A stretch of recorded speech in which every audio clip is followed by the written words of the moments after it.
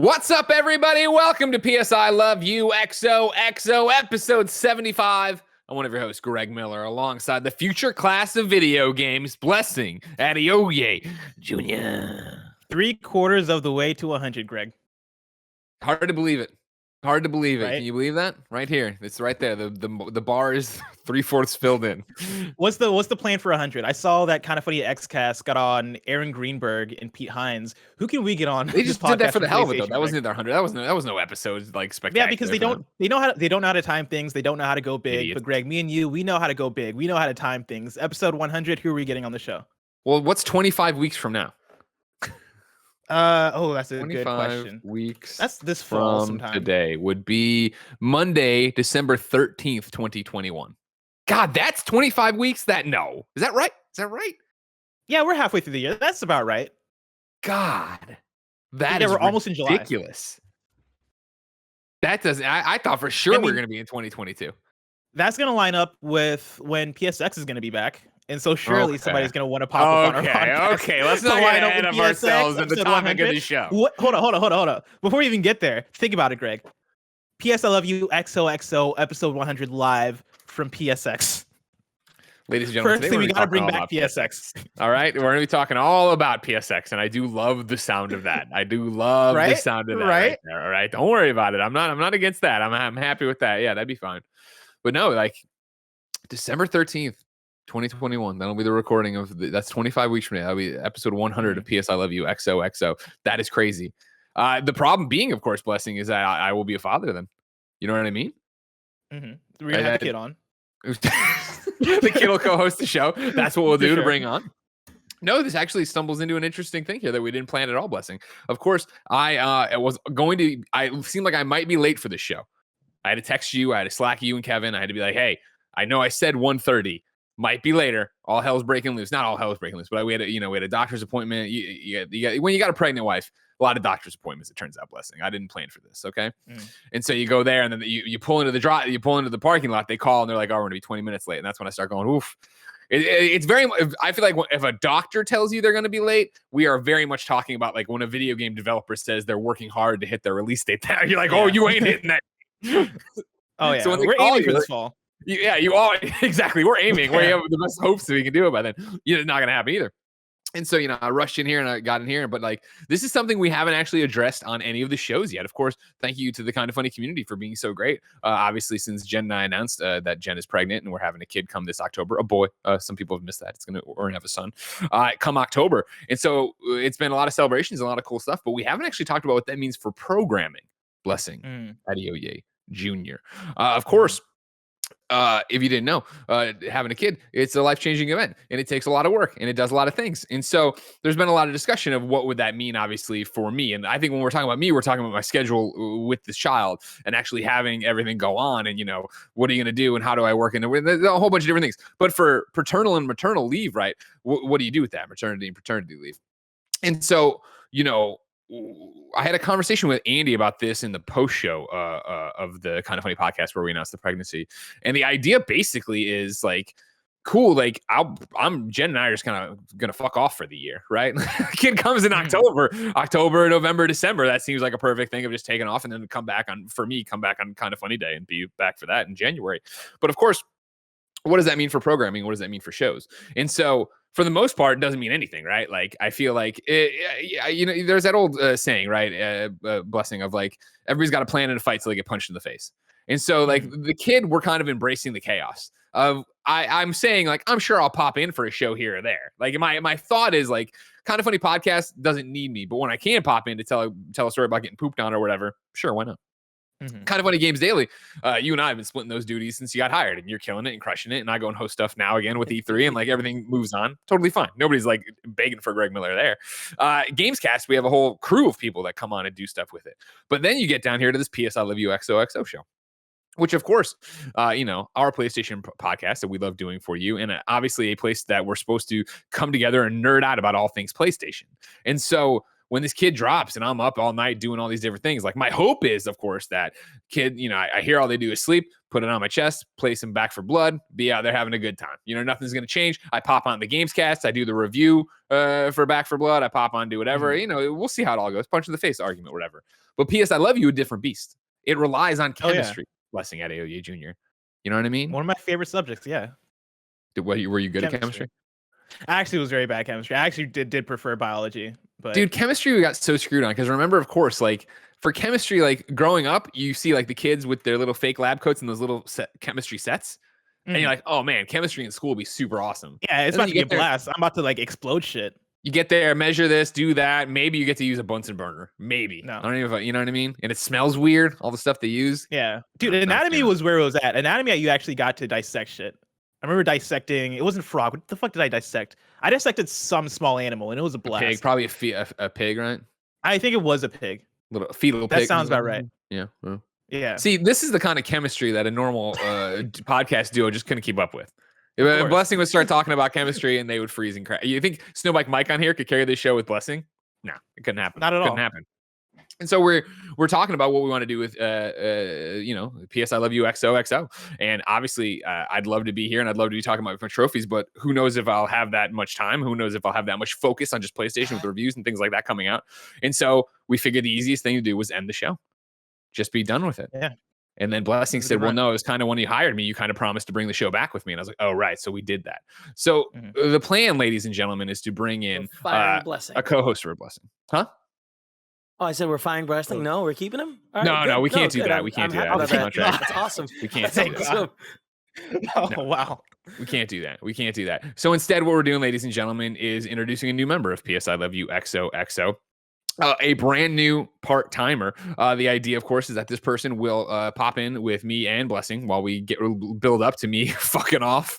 And then once I'm fucked off, you'll be all set with this part-timer. You'll know this part-timer quite well. You'll be ready to roll on, and the show will continue as forced. And then when we come back, I come back, and everything's great. But for now, ladies and gentlemen, for the first time as an official part-timer at Kinda Funny, will you please welcome the roller skating, game playing Janet Garcia to this show? Hello, Janet! Yo, what's up? Good to be here. Good to be here with you. Thank you so much for coming and joining our little family in some kind of officialish capacity. You've already been doing so many stuff with us. Not to laugh at the chemistry line. I'm not going to front. Sure. Also, who likes chemistry? That class was hard as hell. But yeah, I'm so excited to be here. And like, it means so much. Greg, when you first reached out and first of all told me about the pregnancy, which I've known about this for some time, we had been in conversation, and holding on to this has been so difficult because so many members of both my community and the Kinda Funny community and the PS I Love You community have been like, oh, we see you there a lot. Like, what's up? And I'm like, you know how it is. Like, you just make some content with people, keeping it casual. And it was so difficult not to like mention this because I've been so excited about it. So when we started having to introduce you as Min-Max as Janet Garcia, I was like, oh, you just wait, motherfuckers. We're going to make sure that doesn't go. I'll be damned if Ben Hansen's getting any more publicity out of me. Yeah. The dope thing about this too is that I remember Greg hit me up and was like, hey, how do you feel about hosting with Janet Garcia? Like, what would you think about her coming on PS Love You? And I was legitimately like, Greg, I've had this thought before you even came up to me. I would love for Janet Garcia to be on PS Love You more regularly. And so this is amazing. I also love that all of us are Illinois kids. We all come from Illinois. We all have that shared background, continuing that lineage. the fine lineage of Illinois games journalists. Austin Klepek, they're everywhere. Yeah, those planes, super smooth. Yeah, the corn, all the corn. Oh man, I love it. The hot dogs, it's great. It's a good time. Yeah, and it's that thing where I've never questioned the decision. Obviously, Janet, I adore your work and have for a very long time, let alone as you've branched out this year and done all your own stuff. But what was it, 2 nights ago when I was working on a game for review and I was just listening to the PS I Love You I missed because of E3, I was like, oh, okay, cool. This is going to be so good. I can't wait to make shows with you, let alone step away and listen to shows with you when I'm not here.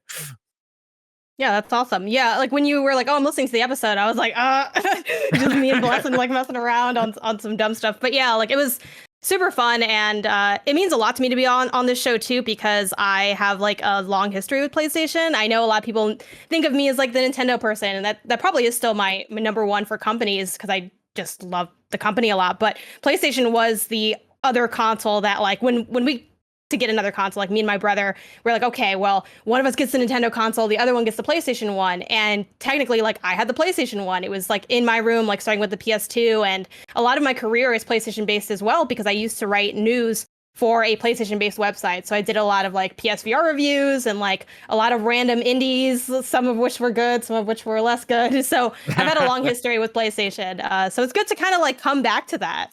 Yeah, well, what I really appreciated, again, like knowing that we made the right call was, last week on the episode where you were talking about the fact that your PlayStation has become your de facto console. Like that's what you're playing everything on. And I like that idea that you obviously have a storied history. You've done a whole bunch of different things. You've played a whole bunch of different things. But right now in the modern age, this is the console you're using. And so it makes perfect sense for you to come in here and be Blessings number 2 while I go worry about being a father eventually. Yeah, good luck with that. Thank you. I got it. Seems a lot harder than what me and Blessing have to do here on the show. Oh, Jenny, you never hosted VSW before. It's difficult. It's difficult. Yeah, man, being on the other side of the screen, like it's a whole nother avenue. Enough about that, ladies and gentlemen. Let's start the show proper. Of course, this is PS I Love You XOXO. Each and every week, Blessing, me, and now Janet Garcia come together to nerd out about all things PlayStation. If you like that, you should go to patreon.com/kindafunnygames to be part of the show. Of course, on patreon.com/kindafunnygames, you can write in with your questions, comments, concerns, everything under the Shuhei Yoshida sun. Then, of course, you can tune in to watch us record the show live every Monday on patreon.com/kindafunnygames, just like Demetrius, Madeline, and Cranman1188R. Cranman apologizes. He was late, but it's okay. We'll allow it.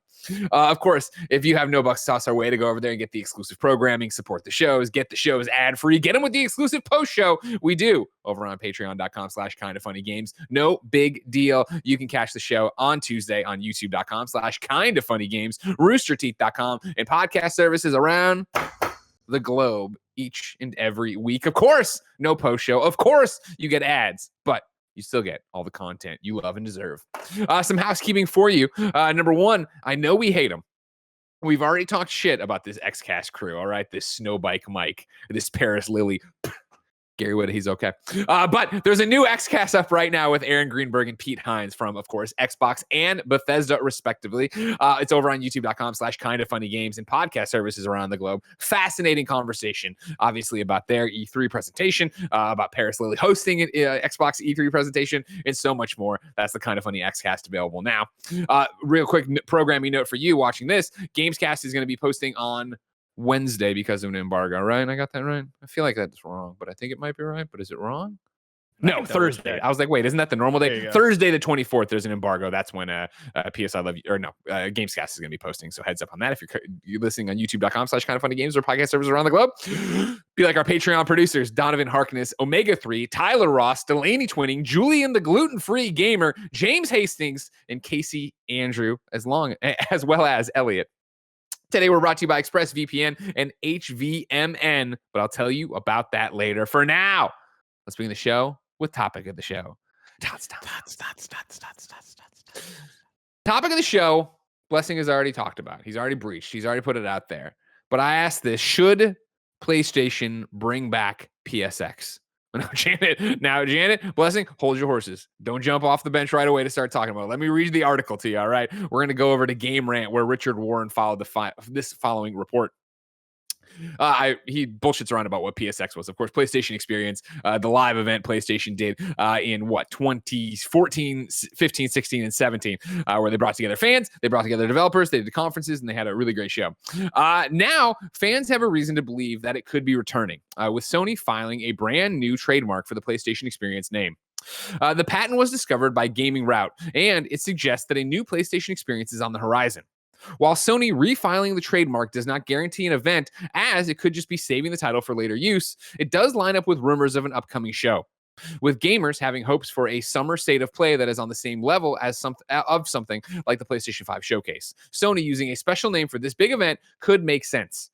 Given how popular PlayStation Experience used to be, bringing back the name could serve as a great way to build up hype. The last PlayStation Experience was in 2017, as the 2018 PSX was canceled by Sony, with the reason given being a lack of meaningful news for any of its first-party games. Skipping over the event may have been wise. The company was also deep in development on the PlayStation 5, making even more sense of the decision to stay tight-lipped. Since Sony stopped doing PSX, it has relied heavily on State of Play live streams. While these are still exciting, many fans do miss the larger yearly events, making this trademark exciting. Blessing, I know you talked a bit on the one and only Kind of Funny Games Daily about this, so I'm going to turn it to Janet Garcia. Janet, do you think this is anything more than a trademark? Do you think PSX is on its way back? Yeah, the skepticism in me says that it's just a trademark. Yeah. I'm going to go optimistic. I'm going to say it's on its way back because of kind of what you touched on in that article, right? Where it's like, okay, it made sense at the time because they were gearing up for PS5. PS5's here now. Mhm. You weren't at E3. We know that there are some, amazing things down the pipeline for Sony. So why not have this be the time to bring this back and have this be this big, exciting thing? So yeah, I'm going to say, why not go for it? Because they haven't, I guess they need to re-up it just to make sure they had the trademark. But Sure. I feel like they're going to have an event. Why not just make it PSX? Like, it is distinct from State of Play, but it's something they've done. They know how to do it. It's a proven concept. There's no reason not to bring it back. Blessing, where are you right now? Your heart versus your head? Where do you think this one shakes out? My head says this is just a trademark, like Janet mentioned, but my heart is in an interesting place because this article proposes it as something that is different from PSXs we've gotten in the past, right? It talks about how coming off of E3, there have been rumors of an upcoming PlayStation State of Play or State of Play like event where it is, let's have a big presentation where we talk about big upcoming games, do reveals and all this stuff, something that's more akin to the PS5 presentations that we got last year, which I think naming that PSX would be a very interesting move. I wouldn't love it because I do like the idea of what PSX has been, and I think there's potential for that to come back in some form. Because they go back to PlayStation canceled PSX in 2018 with the reason being a lack of meaningful news for any of its first-party games. I think we're getting back to a place where PlayStation is going to have a lot to say about its first-party games now that we have the PS5 and now that we have a lot of studios that I believe have a lot to say, right? Like you have Sony Santa Monica with God of War Ragnarok. You have Horizon Forbidden West. We still want to learn more about that. I know that's slated for this fall, and depending on where you put a PSX, that could miss it or it could become before it. But that's I think a further conversation. But then you have a lot of things like the partnered studios. You have secret projects we don't know about. We have Last of Us Factions. We have plenty we can dive into in terms of what could be shown off in a PlayStation experience, and in terms of what Sony likes to do, which is have their own moment to shine and not be associated with something like an E3 or be part of like PlayStation is down to be part of something like Summer Games Fest Kickoff Live or the Game Awards, right? But PlayStation as well really likes to have their own voice and have their own thing and treat themselves like a premium product. And I'd say PlayStation Experience is a premium event. I loved PlayStation Experience when I went in 2017. It was such a fantastic time. And I know for PlayStation, it's a lot of work to do. But now that you have things to say, now that you have projects that you're working on, now that you have PlayStation VR 2, which is reportedly coming out in fall Holiday of 2022, 2022, right? Yeah. Yeah, like I think there's a lot there in terms of what a PSX can be and its usefulness in terms of showing things off. But I want that to be a actual physical event, this convention type thing, as opposed to a big showcase. I think if you're gonna have a big showcase, either call it a State of Play or call it something different. Let me read from the actual patent itself, because I do think, here over on Game Rant, doing the gaming route news, I think they're conflating two different things. So there's this rumor that there's going to be a July State of Play, basically, right? That they were originally reporting on and then expanding out. I don't think that these are related, because here's how the patent reads, all right? Under two things of identification. The short version of identification on the patent reads like this: organizing, promoting, and conducting exhibitions and conferences for commercial purposes. Long identification reads like this: arranging, organizing, conducting exhibitions and conferences in the fields of entertainment and video games for non-business purposes and non-commercial purposes.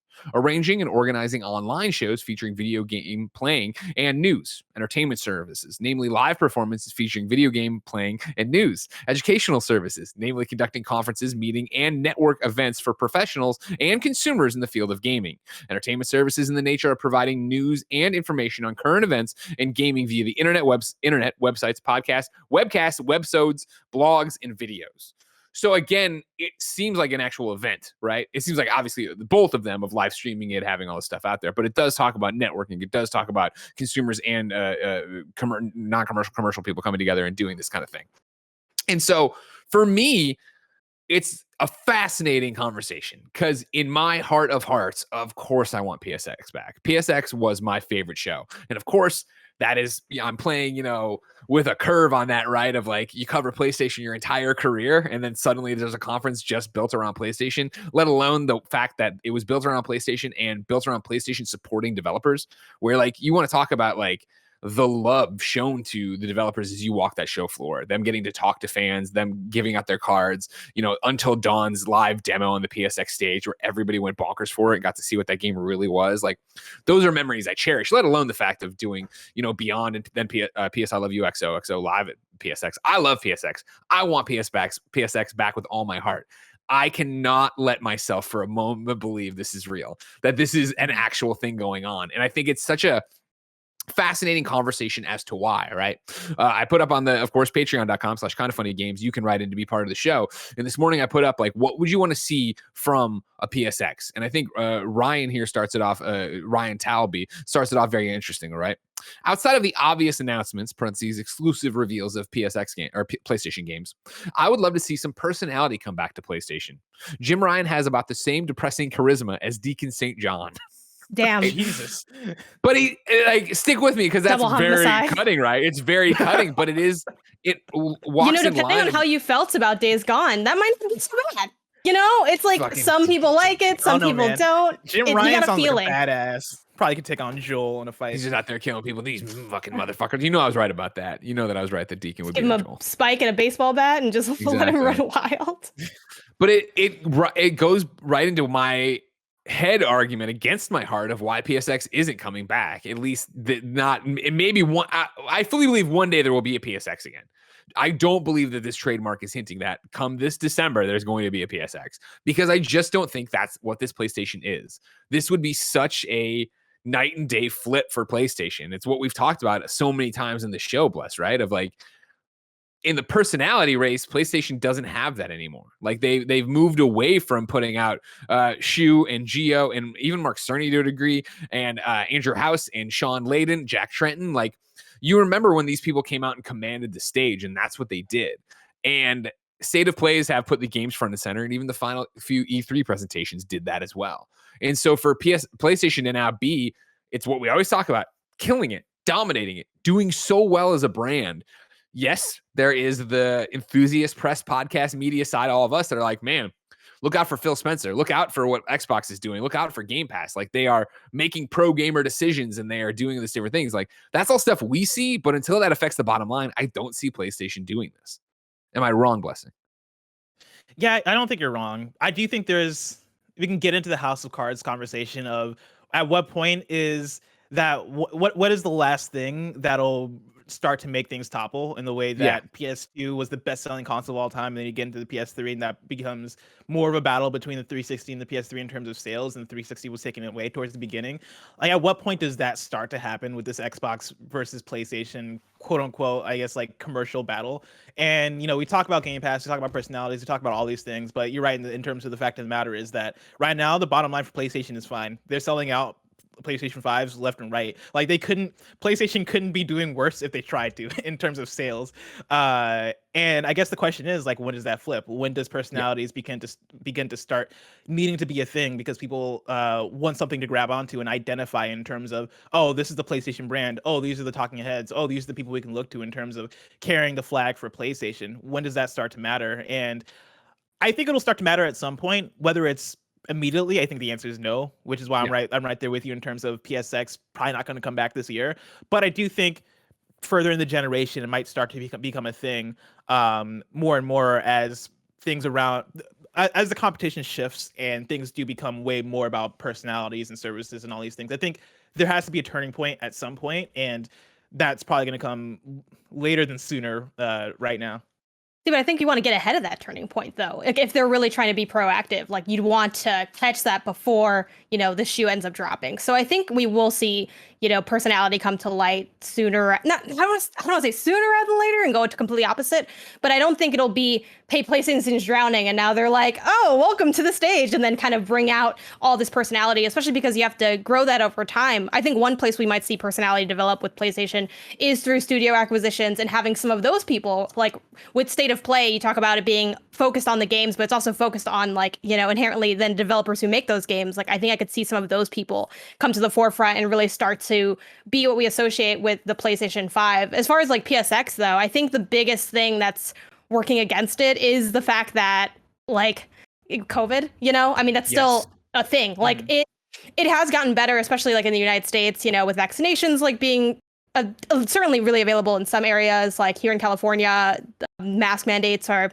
somewhat lifted. Like there are places where you can go and you don't need a mask if you're vaccinated based on the honor system, which I am also skeptical of. I'm sure no one's lying. No one's talk lying. About things you can't guarantee. But I think, being if they did have PSX in December, that would be one of the first, like more so in person, I think, gaming things to really come out. And I don't know if they want to be the first one out that door, because I'm guessing it's going to be a little sloppy and it's going to be less powerful than it could have been. Like, I think there will be people who will say, I would have gone to PSX, but I'm not going to because of this reason. So I think just to avoid that, maybe they'll reel back in. But at the same time, it would be such a great time to show up with Horizon, coming out, hopefully holiday, maybe question mark, God of War down the line and all these other things. I mean, I know we usually associate PSX with December, but with PlayStation not appearing at E3 and with all the things you just mentioned, Janet, like what if PSX is a summer 2022 thing where that is far enough to where you've had PAX East happen, you've had a few other things here and there happen in terms of, I'm sure GDC and other events will happen in terms of in-person demos and all that shit. What if it is like hey, this is our E3. We're not going to show up at E3. And so July 2022 is when you're going to get our event, which is in person, show up, demo all these games and all that. Yeah, I think I could see that happening. That's a pretty good timeline too, to sort of give everything a chance to be reconfigured. And then I'm guessing that probably puts God of War at like a better spot, at least, because I don't think they have like a lot, if they had PSX now in December, or even like if we want to conflate the two rumors and say like in the summer, like that's not a lot of time for stuff we don't already know is going down. So putting it a little bit later gives that element of surprise. And I think it would tee up the fall nicely, because that's the thing. The PSX has always landed in this interesting place, because I feel like at least for me, before I started going to PSX, the physical event, I always saw PSX as okay, cool, let's see what announcements are coming up. And December always feels like this weird place, because you're kind of competing with the Game Awards, and then you're also like, cool, we're going to talk about the next year, but fall is when we look forward to the big stuff. And so I think it could make sense, especially if you're doing demos and kiosks and all that stuff, to have that happen midsummer, so that going into the fall you have more momentum. You have people talking about getting hands-on with God of War and maybe some of the other games, and you can have it make sense that way. See, I think it's a mashup of everything, where I think, and I do think they found success. Again, that's where every one of my arguments and counter arguments will come back to in this conversation, right? Is the fact that why would they get in the way of themselves, right? Like, if for better or worse, PlayStation 4 crushed it and PlayStation 5 is crushing it right now. So I just don't see them rocking the boat. And so that's my thing of like, I think that there has to be people at PlayStation who are like, we are fucking bigger than E3. And that obviously was them pulling out of E3. But I also think that is them being like, we do not need to do our event in the summer. Like, why not do it in December? Why not ride in tandem with Jeff and Game Awards, especially because Jeff and PlayStation are so tight too, where it is to an extent an untapped market, right? Because there aren't other things happening. Like, the whole reason we did the game showcase, the first ever Kind of Funny game showcase, was that idea of like, we had all gotten in this rhythm of like, okay, cool, everybody stay away from the Game Awards and PSX. That'll be its own thing. That'll end the year. It'll be a fun thing to go celebrate. And so when it wasn't there, wanting to give, avenues to developers to talk about their games, like there is an avenue there, and there is a hunger there that, and it speaks to what makes PSX so special, so experience. PSX so experience. What makes it so special, right, is the fact that it's a show for people who want to hear from developers and want to see developers and want to hear more about their games. Like, when I went back, we're going to get into a whole segment here in a second, where I went back and skimmed through all the different press conferences, and like, there's awesome moments in there and there are huge announcements in there, but the majority of them are like, here's a deeper look. Here's a closer look. Let's get into this thing. Even the last PSX, right, was panels and talking in terms of it. They didn't even have a real like press conference. It was originally Sean Layden, right? And then they brought out like Corey and Hideo and everybody else out there with Sid. And then the second half was me talking to Sean and stuff like that. Like, they really focused that in a different way that is a more modern, like PAXy way than what PSX was before it. But I think that if you were going to bring it back, like, and especially if you're trying to do this, let's say, because we're about to get into the whole kit and caboodle conversation of like, what if it is happening, right? Like, I would definitely stick to December. I would definitely keep it around Game Awards. And I understand 100%, especially right now, being like, oh, but COVID, right? But like, every day it gets better. And every day it becomes less and less. Like, I flew on a plane for the first time, right? And like last week or 2 weeks ago now for E3. And it's that idea of like, if you would have asked me in February, was I going to be on a plane this year? I'd be like, oof, man, maybe in October, maybe November, maybe something for the holidays. But like, I feel like the vaccine here in the United States got going so fast that people are like, even I remember how crazy it was like, oh, well, man, even when they do lift restrictions, I'm not taking my mask off. I'm not doing that thing. And then when we were out, like, June 15th here in California, California reopened for business. You didn't have to. And I remember, walking into the restaurant the other day and being like, oh, nobody's wearing a mask, and taking it off and just being maskless. And it was like, this is fucking weird. This is tripping me out right now after a year and a half of like panic. But like, all it takes is those little steps. And I think that, at Summer Game Fest, right? Summer Game Fest, right? Jeff announced that they'll be back in person for Game Awards. Like, that's something that's happening in December. They'll be back. And so like, if they're already saying that, like, it's very, again, head versus heart thing. It's very forward looking. It's very much like Jeff is being very bullish of, hey, we're going to do this because PlayStation not one to bet usually. That's why I don't see them actually being like, yeah, let's do this and let's push it. But I could see it. I don't think it will, but I could see it. Yeah, I mean, in a way, for me, kind of going back to the article and making the argument for the article and what it's talking about in terms of conflating the two things in a summer event and PlayStation experience, I can see the argument either way in terms of sticking with December and doing all the things you just said, right, and aligning yourself with Game Awards and all that stuff, and then also being like, hey, fuck E3, we're gonna have our own E3 in the summer, and if all this lines up, and if I am taking the side of the article, I could see the argument to this July, we'll do a PlayStation experience, digital only, and it will be this big presentation that we make the biggest deal out of. We announce all this shit. We talk about Horizon Forbidden West. We give a date on it. We talk about Abandoned really being a real Kojima game. We talk about The Last of Us factions, reveal that. That is a joke with a shelf life of like 4 days now. Oh, yeah. Somebody's listening to this on Saturday, and they're like, what the fuck is he talking? We know what Abandoned is now. But I could see them in July being like, hey, let's make PlayStation experience the biggest deal, and then next year we have it again in the summer, and that's when we do open up the doors and have it be this big thing and return to PlayStation experience, and have it be this thing of the messaging for it be like, look forward to the fall. And we always talk about the big games we have coming in the fall with teases toward the next year, but have it be basically the ramp up, because right now what the competition has versus what PlayStation has is like, to say blatantly, right, Xbox and Switch, they have big games with dates on them. I know we have God of War for PlayStation. We have Horizon Forbidden West, which we're looking forward to for the fall. But the amount of games, especially on the Xbox side, in terms of, cool, Starfield has a date on it for next year. Redfall has a date on it for next year. Halo Infinite is coming this fall. Like, you have a bunch of shit that's laid out in a way that is a bit clearer in terms of what we've seen from these games and what we know about these games, and the month-to-month schedule of Game Pass and all this shit, that feels way more clear than what PlayStation has laid out. And I think part of that comes back to the fact that they spoke during the summer, during this time where it is E3. E3 is that time where publishers will lay out the argument for the next year and a half or so, and PlayStation just isn't has removed themselves from being part of that conversation. And I think there's still some power in being part of that summer conversation. And what is the next year for you look like? Sure.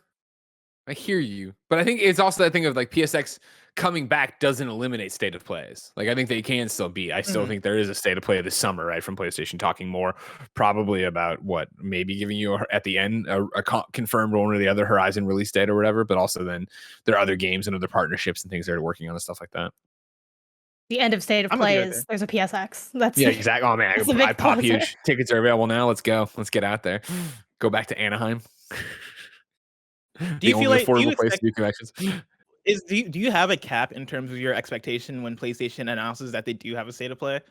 Because I think that's the interesting thing you get into when we talk about, this is a showcase, this is a presentation, this is a state of play. Because state of play, and I think that again that goes back to Horizon Go for I it. think that goes back to what you're talking about too, of like, all right, we're gonna do a digital PlayStation experience this summer, and then we'll do next year a big one or whatever. They're just do a digital one and then do a live one. I think you can't do that. If I learned anything from Tim Gettys, the master of hype, right? Like you need to actually you only get one shot to shoot that. And so I mean, saying PSX was back or is back, I think would be such a huge like, holy shit, that would put into so many people's minds like, this is bigger than a state of play. This is going to be so much. And I think you'd want to build up to that live event for the energy in that room. Because, Bless, how many did you go to for PSXs?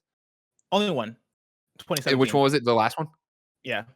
So, you guys had me talking, right? I was just up there talking to people to kick it off, right? Like that fucking press conference, dude, when they did them, for the first 3 years was electric. That room was so awesome because it was, E3 used to be when there was press conferences, right? This mashup of cool. It's people there for their jobs. It's people there who are going to sell the games. And then, over time, fans started coming and, being there more and more. But there's always that push and pull between, is this professional or is this consumer? And so for PSX to be full blown consumer as shit, like it was ridiculous, the amount of energy in that room, and have people feed off that and feed off of each other. I totally have a cap for state of play. Like state of play, they've gotten better. And like, I thought the Horizon one was a really fun zag where it's like, okay, deep dive into this one game. I think they like knocked it out of the park with, we're just showing gameplay and now we're going to do, commentary over that. And I think they structured that really well. And that was probably it may just be recency bias, but that was one of my like favorites of recent ones they've done, where I'm like, oh, this was like, I knew what I was coming in for, and what I was coming in for was exciting and it was done well. And I walked away, and I don't think anyone was too bummed other than that like lack of release date that really stuck out. But other than that, it's like, oh, this was nice. But usually like when Sony started those state of plays, it was like a deer learning to walk. It was real real rough because there's such a formula with that with the Nintendo Directs. Now, I'm not going to front, like, there are some really weak Directs. Like, I've watched some awful Directs, but the highs of those are incredibly high. Like, they rival E3. And I don't think Sony has really had a state of play that has reached that kind of high. So for that reason, when there are state of plays,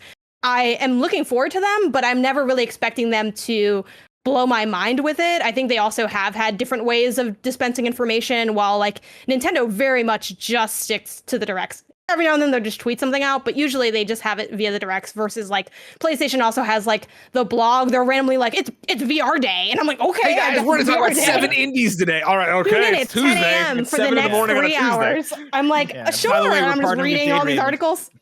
Yeah, exactly. Right. So because they have it that way, which I'm not saying it's necessarily a bad way, like I actually love that like the PlayStation blog is like so fire. Like that's like, I'm like, there have been weeks where that's my most visited website because there's just so much information. It's so detailed. But because of the way they structure those things, like the state of play does have a cap to me. And I think PSX would be well above that cap at that E3 level. So here's my question then. I agree with you that state of play has a cap in terms of excitement. And you say they haven't done something to rival an E3 Direct, right? To package that as a soundbite for people, you're specifically talking about how like look at like Nintendo's Direct from E3, right, where it's like banger, banger, banger, holy shit announcement, a bunch of cool shit, holy shit announcement. Like where it's like PlayStation will be like, here's a state of play about The Last of Us, and Last of Us Part 2 looks rad, and we're excited to see it, but it's one game versus a lot from a Direct, right? Well, that and like specifically, there have been Directs outside of E3 that have also been really strong and really surprising. Like I don't really write them all down like this was the best one like ever or anything, so I don't have like a specific date, but there was the one that had Smash Brothers Ultimate at the end of it, and I don't believe that was an E3 Direct. I think that was just a random spring direct. Yeah, they'll just bring it on a random Tuesday in a way that like now they'll also bring you like a lot of weakness on a random Tuesday too. Like I am constantly ready to be disappointed as a Nintendo fan, so I'm not saying that they're always amazing. Full stop. Do you still feel that way? Because I definitely remember, like not being a Nintendo fan, not being a hater either, but like not being into it, and IGN Directs of watching and be like, oh my god, this is awful, and even kind of funny watching Nintendo Directs being like, this is awful. But I feel like Switch, they turned a corner that really did become like, I'm not expecting to be heartbroken. I'm not expecting to see Tim head in hands like that was the worst thing ever anymore, which I saw multiple times. I think it comes like on and off for me because like a lot of companies, there are up years and down years based on like what your development cycle looks like and what games you have out. And then also, of course, personal taste always plays a role where like, I'm sure there are people who are like, I don't care about Luigi's Mansion. And I'm like, that's a travesty. People. Like it's the best. Right here. None of those people are here on this call, and that's what's important. But yeah, like I think there have been ones, the Switch has been phenomenal, but like, not that this is a Nintendo podcast, but you know, like there are times where there's not just as much exciting stuff, and you kind of know that going in. I saw people during this last E3 Direct be like, "Oh, this thing was a D, this thing was a C minus," and it's Outrageous. like, and I think it's just the thing where Nintendo games will speak to different people in different ways. Where the big thing from the Nintendo Direct was a little bit of a glimpse of Breath of the Wild 2 gameplay and a date for 2022, and But I do that was think it in like terms of the big stuff. one element, you know, we all of us, you know, and all of us here have different tastes in games and things that excite us from like PlayStation or whatever the side is. But I think the thing that we have to remember that when it comes to like having a good conference, having a good state of play, having a good PSX, there are still games that transcend like people's personal preferences. Like even like if you were someone that like, for instance, I actually still haven't gotten around to like play through, you know, Horizon in its entirety, but I know that's like a big deal. You know what I mean? Like I acknowledge that. I know it's too late now. You can't go back. It's already in the contract. Just kidding. I didn't beat Horizon until I was already on this podcast. It's fine. But I have these Jack and Daxter collections here. Like it's fine. It's I'm grandfathered. You've earned your cred. You've earned your cred. Right. I did not stand in a digital queue and limited run games to be questioned. But in all seriousness, like there are things that are like still just cut across the board fire. And I think that's the difference between having like a phenomenal conference and one that is good / debatable. Like, you know, there's not anyone who would scoff at Breath of the Wild, even if they, you know, weren't into it. Same with Horizon, same with God of War. Like those are like surefire, interesting pieces from like big marquee studios. So I think that's, if they brought that at PSX or a state of play, that's really what takes it from being up for debate to, you can't really say this wasn't a good presentation. Yeah, and when we talk about like the cap, you know, my thing more so is right now during quote unquote E3 season, Summer Games Fest season, where we just got a big old E3s, and yeah, we just got a big old Nintendo Direct. We got a big old Xbox game showcase. We've been getting these big presentations. We're about to get EA Play. If PlayStation came out and they were like, "Hey, we're doing a 40-minute PlayStation State of Play in July," I would be excited for it, but I wouldn't necessarily be like, all right, we're about to see some shit. They're about to like bring out the big dogs. I would be like, cool, this is going to be another state of play. And I love state of plays. But, you know, you look at last year, they had the PlayStation 5 reveal event presentation and then the PlayStation 5 showcase. I think those are what those two events were called, the one in June and then the one in fall. And them just branding those differently. It's something outside of state of play. I think did so much in terms of us being like, all right, we're all going to sit down. We're going to react to this. We're going to do our predictions. Our predictions were all big predictions. You know, I think a PlayStation experience could be that, or something else. You know, I don't know I don't think it necessarily has to be PlayStation experience, because I think, Greg, to your point, right, holding that for what we know PlayStation experience to be, you know, which is this fan thing, consumer thing, have it to be an event, a physical thing that you show up to and celebrate PlayStation, could still be strong on its own, and you could still have something called PlayStation Showcase or PlayStation Game Showcase in 2021 in the summer or fall. That still gives us that level of hype to know that this is big, right? This is bigger than a state of play. This is a thing that everybody should tune into. Yeah. And I think that's exactly why I don't see them taking the PSX PlayStation Experience nomenclature and reapplying it to something else, making it a digital event, doing whatever. Because I think there's a million ways you could do that a different way that wouldn't come with the baggage this comes with, right? Because again, I wrote in, right, of like, what do you want to see at a PSX? And so many of these explanations are talking about what we know PSX to be. So if it was just a digital event, I'd be like, man, like there's one in here that I thought was interesting. It's from Chair. Well, a lot of them are interesting, but in terms of where we are right now, Chair wrote into patreon.com/kindoffunnygames, just like you can. It said, I want a session similar to what Parris hosted for Xbox. Shout out to Parris. Sony has games like Horizon and God of War lined up already, with more hopefully to be announced soon. Give us some FaceTime with the devs to talk about their works, even if they can't show them just yet. Gameplay and CGI trailers are cool, but having discussions with people who make the games themselves is truly unique. PlayStation has such a reputation of being robotic. Let people get a look at the people who make the things we love. And again, that's more in line with what the final PSX was, where it was so much talking outside of actually going through and having the big budget showcase and having it go crazy. I'd be interested to see what that would reflect onto, because PSX, you know, is, or at least the infancy when we were in Vegas, I remember was like, here's the big direct, and then here's the show floor, and then there are panel rooms that you could go off and get stuff. And I really feel like no matter what, I would be shocked, no matter whatever happens, when they come back, I would be interested to see what the format actually looks like and what they're doing. Because I'd always heard from third-party sources, never from somebody at the top of PSX or PlayStation, I get, but like always the rumor was, right, that like these things are a bitch to make and they're not making money. And so it is that thing of like, they're putting all this work into this thing, all this time into this thing, all this manpower and brain power into making this thing. How do you make it worth your actual time? And I think if they peeled off certain things or, front loaded other things, you could get it out of the way of that. But I still don't see how you do it. And again, like the intrinsic value here is, well, no, it can be a lost leader, as they call, right? Where it's like, think of like Kind of Funny Live, which doesn't make us money, right? Usually costs us a lot of money, but it's amazing to get everybody together and have this bonding experience and show what makes us different. And that was what PSX was for PlayStation, where it was like, cool, everybody's here and they've got PlayStation tattoos and they're excited to go listen to Troy Baker talk about whatever Troy Baker's going to do. Like, that's awesome for building a fan base. And really, it was always, for me, capitalizing on the trials and tribulations of the PS3 era that were then met with the successes of the PlayStation 4. Like, you had this audience, like why Beyond was such a movement back in the day, right? Of like people who were listening to this podcast because it was one of the few podcasts being like, hey, look, there's plenty wrong with the PlayStation, but here's what we enjoy about it as well. And then that grew into a console and a brand that was being super successful, and they grew together. And so to have those kind of celebrations were huge. And again, then you get back to, well, what's bigger way to celebrate than it's been 4 years since PSX, and we're coming off of a pandemic where you haven't been able to see anybody, right? Brandon K. Gone wrote into patreon.com/kindoffunnygames and said, the most important thing for PSX, I want to see my friends. I was never able to attend a PSX, and since I haven't seen my friends since PAX East 2019 and Kind of Funny Live 3 before that, I just want a reason for us all to gather around something we all care about. Totally get that and totally agree with that. But it just sounds like such an Xbox move now.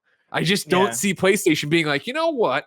Let's throw a big party to celebrate how great PlayStation is and all the nostalgia and all the things. We won't make money off of it. And Jim Ryan will come out and talk to the people. It's like, wait, what? No. I would love it so much though if they did. That's the thing that sucks, is I think all of us here would be like, oh, let's fucking go. If they did announce hey, we're doing a game showcase, we're getting a Greg Miller or we're getting a Jeff Keighley to sit down with our developers to talk about Stray. We know plenty of people are excited about Stray. Let's have somebody interview the Stray folks. Cool. Now we got the folks from Kena Bridget Spears. Cool. As the big wrap up, here's the team from God of War Ragnarok. Bring out Cory Barlog. Okay, talk to Cory Barlog for a good 15 minutes about where God of War has been and what his thoughts are and where God of War is going in the next one. I think that would do so much in terms of, the lost leader thing is a very interesting thing, right? Because I don't think that would necessarily sell more copies of a God of War. It might sell a few more copies of a Stray or a Kena, but I think it does so much in terms of strengthening the core of the fan base, right? Getting people passionate about this thing, right? Make people turn. That's what turns audience into fans, right? In my opinion, being able to connect with them and give them something to follow and give them something to tune into. I think that's super important for building up that core, and that's missing without PSX. And I think it could really come back and be dope. But again, is it? That's the question. Probably not. Well, yeah, but maybe and that's the thing. There's hope. You hope you see it, right? But that's what it was, such a weird, perfect storm of like, I will never forget. And I put PSX in the back half of this, stick with me. That PlayStation 4 February event where they came out, and I remember being interviewed. We were at an IGN Coco, the content conference, and I got interviewed by USA Today reacting to what they had announced at the PlayStation 4 thing. And I was like, you have to understand, I've covered PlayStation a long time, and I always say what I think they should do, and then they never do it. This is the first time where they're doing everything I would think they should do. And PSX was part of that. It is like, guess what, motherfucker? Like, we're PlayStation. We've been around for more than 20 years, 20, depending on which PSX we're talking about. And like, there is a nostalgia here, and there is a history, and there is a family. We want to make sure people understand that they're a part of that.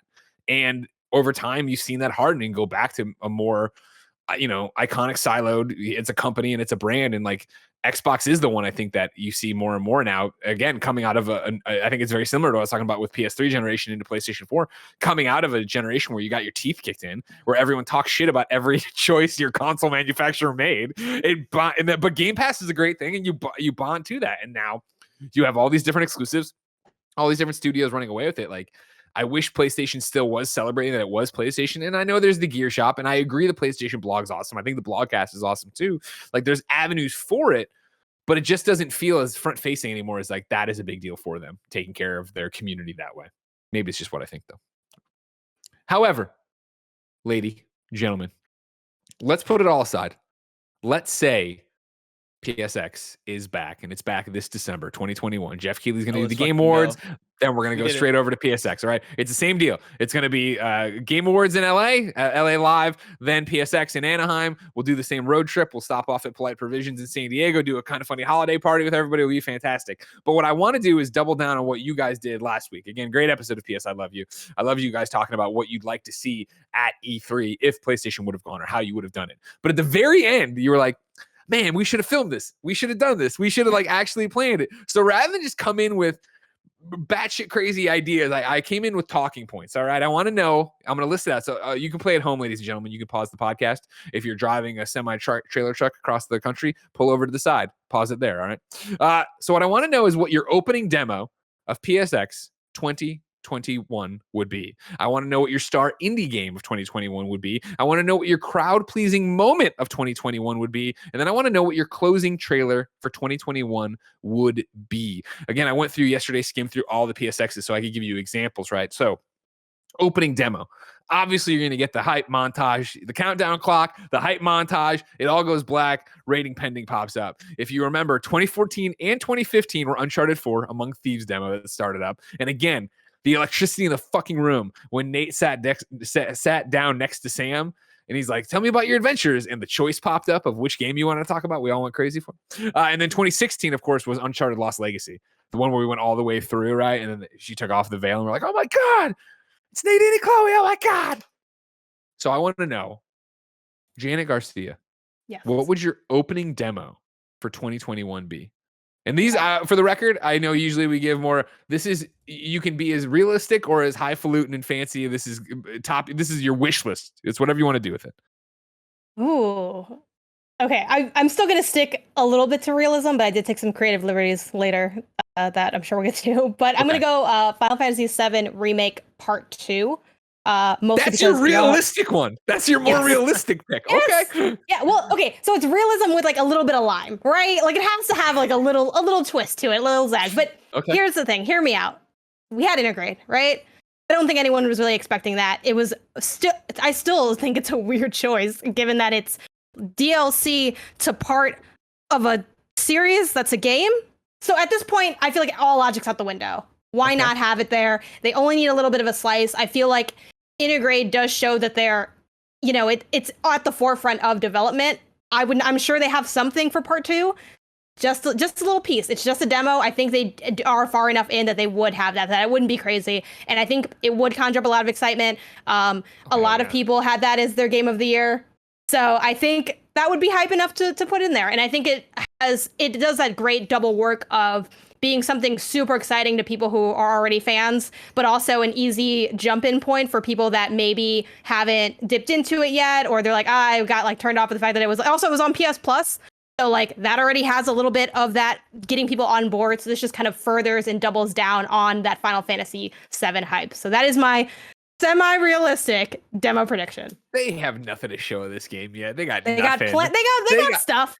They were worried about Yuffie's tail, her fighting the Wu-Tang Clan. They were too busy with that. It's too much stuff. Yeah, whatever. Blessing, what's your opening demo for PSX 2021? What's a better way to speak to the audience, the PlayStation audience, than finally reveal the Last of Us factions? All right, we open it up. You don't even say what it is. All right, you do but like I'm the whole unrealistic. Okay, opens factions. Wait, that game's way further along than Final Fantasy VII Part 2. The Last of Us factions is gonna come out someday, will. and that's one that's more realistic for an gonna opening come out demo. But like, here's the thing, right? You open up PlayStation or PSX, the presentation. You do the whole montage of different PlayStation games: the Horizon, God of War, Ghost of Tsushima, the whole crew. Everything goes black. You open up, do a crossfade. All right, from black, open up, and it's straight gameplay immediately. You are behind cover. And it's very obviously it's The Last of Us. But for us, we're like, what the fuck is this? This looks like The Last of Us. Boy, you're not playing as Ellie. Sure.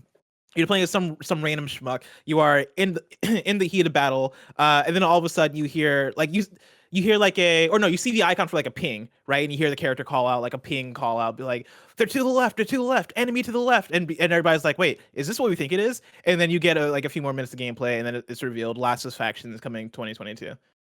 That's how you open it up. And bless you. I like it. Add a guitar though. Oh, sure. for sure. Gustavo's playing in the middle of it. Yeah, you got to. You Gustavo's on the artsy stage stuff in playing there. guitar as the game demo is happening in the screen. I love it. Surprisingly, we haven't talked, we talk about factions and the fact of where is it? Of course, it's happening, yada, yada, yada. But have you thought more about how they're going to break it up? Plus, like, because my thought would be like, obviously, I'm speaking a bit out of turn as someone who did not get deep into factions with Last of Us. It was never my jam. But like, piggybacking off Last of Us 2, we actually have factions, right? So do you think it's going to be that there would be the wolves, there would be the Seraphites, there would be the Fireflies, and they would have like different weapons and different like abilities, and that's what we're picking and playing as? I think that would be a really smart way to do it. If they want to lead into the lore of Last of Us Part 2, then yes, that's how you do it. But part of me wonders if they may just want to have it be a, hey, this is the Last of Us.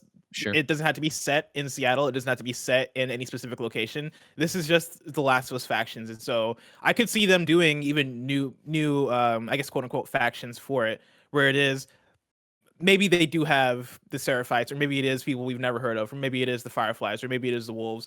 But I think they'll find a way to break it up in that way. I think that'll be the smart thing to do, especially with the way they've talked about it, or the way we've seen the job listings talk about looking for somebody to work on the in-game market, looking for all these things. It seems like they're trying to make it a bigger thing.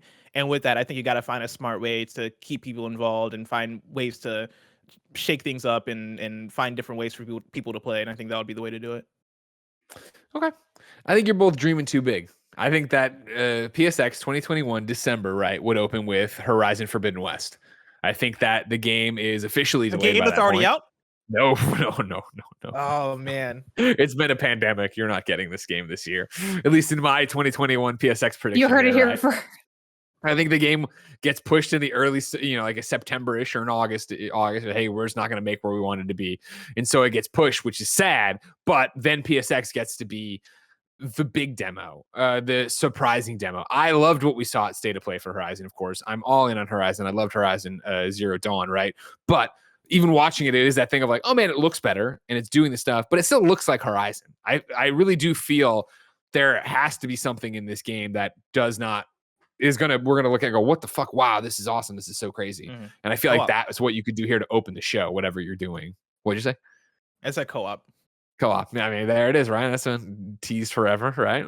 Yeah. Like I think you open with that. That is the hey, get you hyped for this spring game that's coming more imminently. And again, it's another chance to deeper dive, something to look at there. That's what I think they're going to end up doing. Now, the next one I put out here was Star Indie. Again, for me, indies are such a huge part of PSX, and they are for Witt. Witt wrote in to patreon.com/kindoffunnygames and said, what does he want to see? Indies. While everyone loves the big banger announcements, I am always more interested in seeing what indies are on the big stage. PSX 2016 showed off the gems that were Pyre, Nex Machina, Absolver, What Remains of Edith Finch, and Let It Die, among others. While we know that PlayStation sort of sidelined indies towards the end of last gen, the PS5 reveal showcase demonstrated a renewed dedication to indie games. I would love for PSX to cement PlayStation indies and the work of Shuhei Yoshida and Greg Rice as a pillar of the PS5 ecosystem. Well said, Witt, and that's why I jump back to what I think the star indie, the breakout indie, and I put it, for me, 2014, I put Drinkbox and Severed. They talked about it there. Drinkbox has been such a huge PlayStation developer as supporter since the Pub Fund. Of course, yes, they have turned their back on PlayStation now and signed one of them Xbox Game Pass deals for Nobody Saves the World. It's a heartbreaker to see that they're dead to us. We will never speak of them again on this show. But for this one, what I would say in a similar vein would be Jet the Far Shore. Jet the Far Shore, of course, a game we've heard about.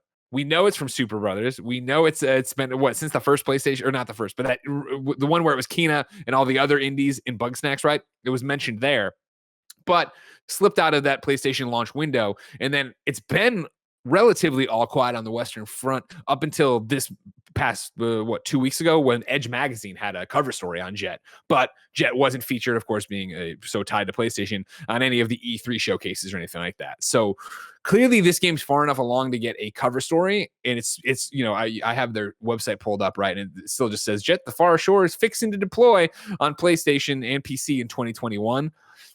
The fact that we don't have a date yet or any more information makes me think probably not. Probably going to slide to 2022. And I think this would be a great place to really debut footage of it. Really be like, hey, guess what? Or if it's happened before then, because of course, who knows what's going to happen with state of plays and everything else. Double down on it and really be the one that sells you on what Jet the Far Shore is. And I think it'll, it's space. We saw how much everybody fucking loved No Man's Sky, another game that it made a big splash at PSX. We'll see what happens. Blessing Adeoye. Who would you have as your star indie? The one I would have would be Season. If you remember, Season was the one that debuted at the Game Awards. Kevin, I put a link into assets for the trailer. It was the one with the really cool art style that had almost like a Studio Ghibli feel to it. Yeah, very serene, very chill, and it was basically this game about archaeology and getting to know the world and all this stuff. It comes from Scavenger Studios, who also did Darwin Project back in the day, and I really like Darwin Project, but the world didn't, and so the Darwin Project got shut down and went away.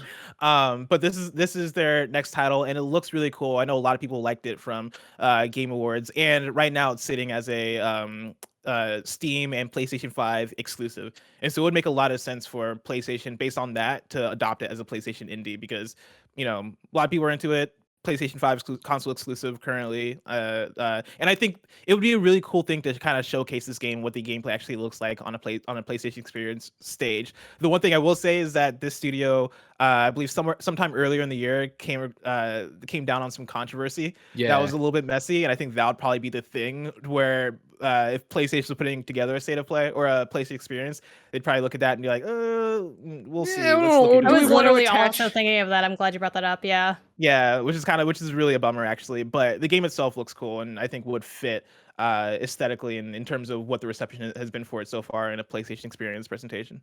It's PlayStation's Pokemon Snap, right? Because there's a photography element too, and like documenting the world, right? I'm making that up. Okay. No, you're not. Yeah, it looks really good.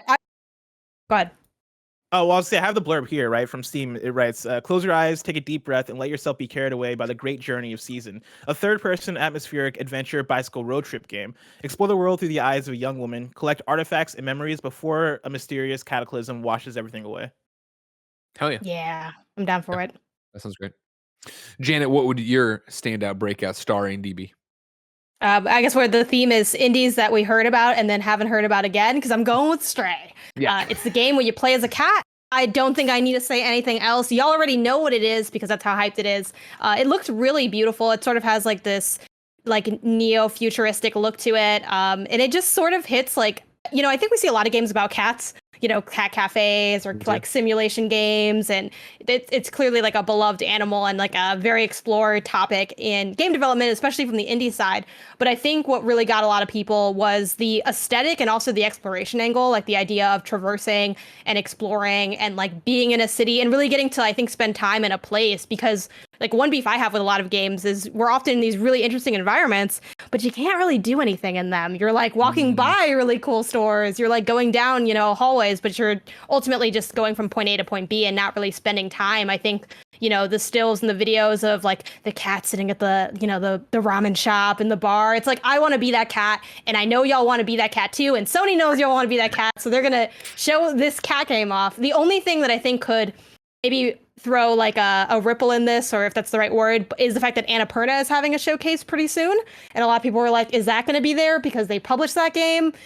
But, I think we saw like so little of it, and we still don't know much about it in terms of timeline, that I could see this, even if it is an Annapurna's thing, having like a multiple appearance thing where maybe we, get a little bit more from the Annapurna showcase. But at PlayStation is when we really get like the, the release date, or the fact that it's going to be like a PS Plus game or something that really has that wow factor of, okay, Sony's here and they're stepping up support of indies and they're showing out for indies in a really big way.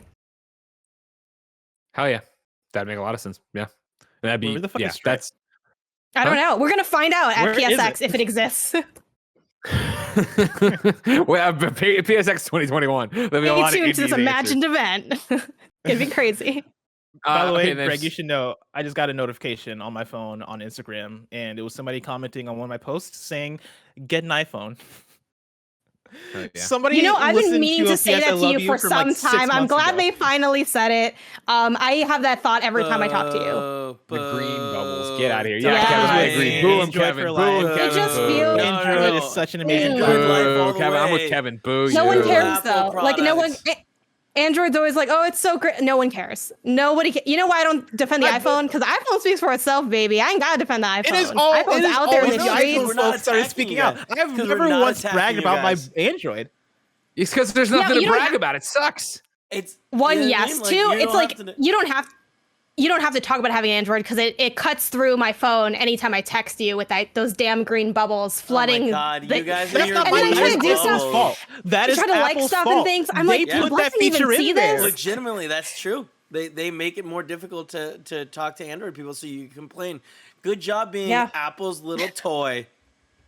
Hey man, I got the watch. I'm all in, and I have no shame for it. They make damn good products. Hell yeah, that's right. Do you know your steps? Maybe, maybe not. You have no way of knowing. You don't have the technology, unless you have a Fitbit or literally any other device that does that, or your actual phone. I haven't had a smartphone or smartwatch and it never worked. You know what I mean? Now he carries a pocket watch like a train conductor. That's rough. Blessing's just counting the steps manually. I mean, yeah. I'm like, well, it takes up a huge chunk of his day. Well, I got a big old smartphone in my pocket. Why am I wearing an Apple Watch? You know, like because you can ignore people, look at your texts like that. You can talk to Siri if you want to. It's a device to get me less off the other device that they also sold me. That's the trick. Exactly. Okay, so you can stop staring at one screen and look at the other. Also, there's a walkie-talkie function in this, and like, so we got, this is like so like not related. We got Apple Watches for Christmas. Like my boyfriend had bought like me and like my family and like Apple Watches. So, and we like all live together.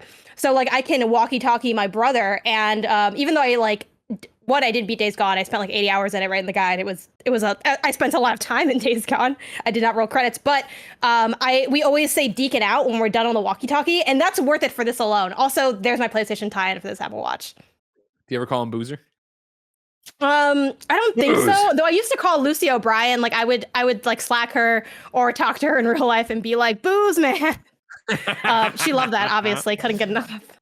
Blessing, you don't understand this because you still haven't played Days Gone because you stink. Dude, I'm really 2.5 hours into that game. That game sucks. Like, I need you to have experienced this. She didn't finish it. She didn't finish it.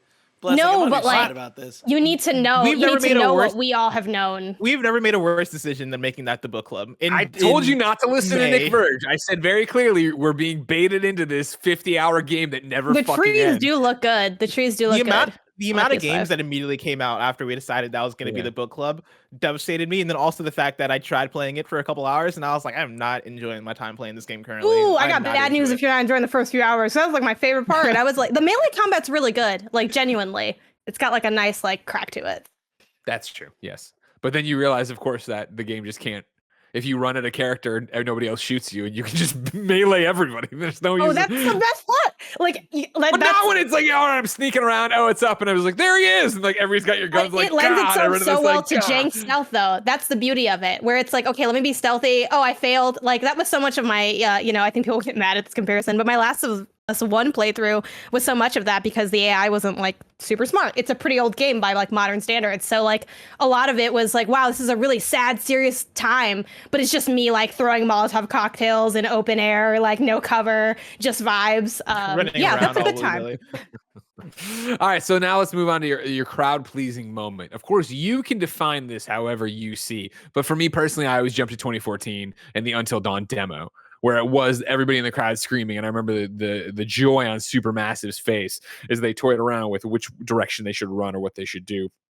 Other ones I tossed on the rundown were 2016, when they announced the Patapon remaster and the Loco Roco remasters. Those got a big pop from the PlayStation community. 2017, you saw something similar with the Detroit Become Human demo. Janet, we ended with you on Stray. Let's begin with you here. What would your crowd-pleasing moment be?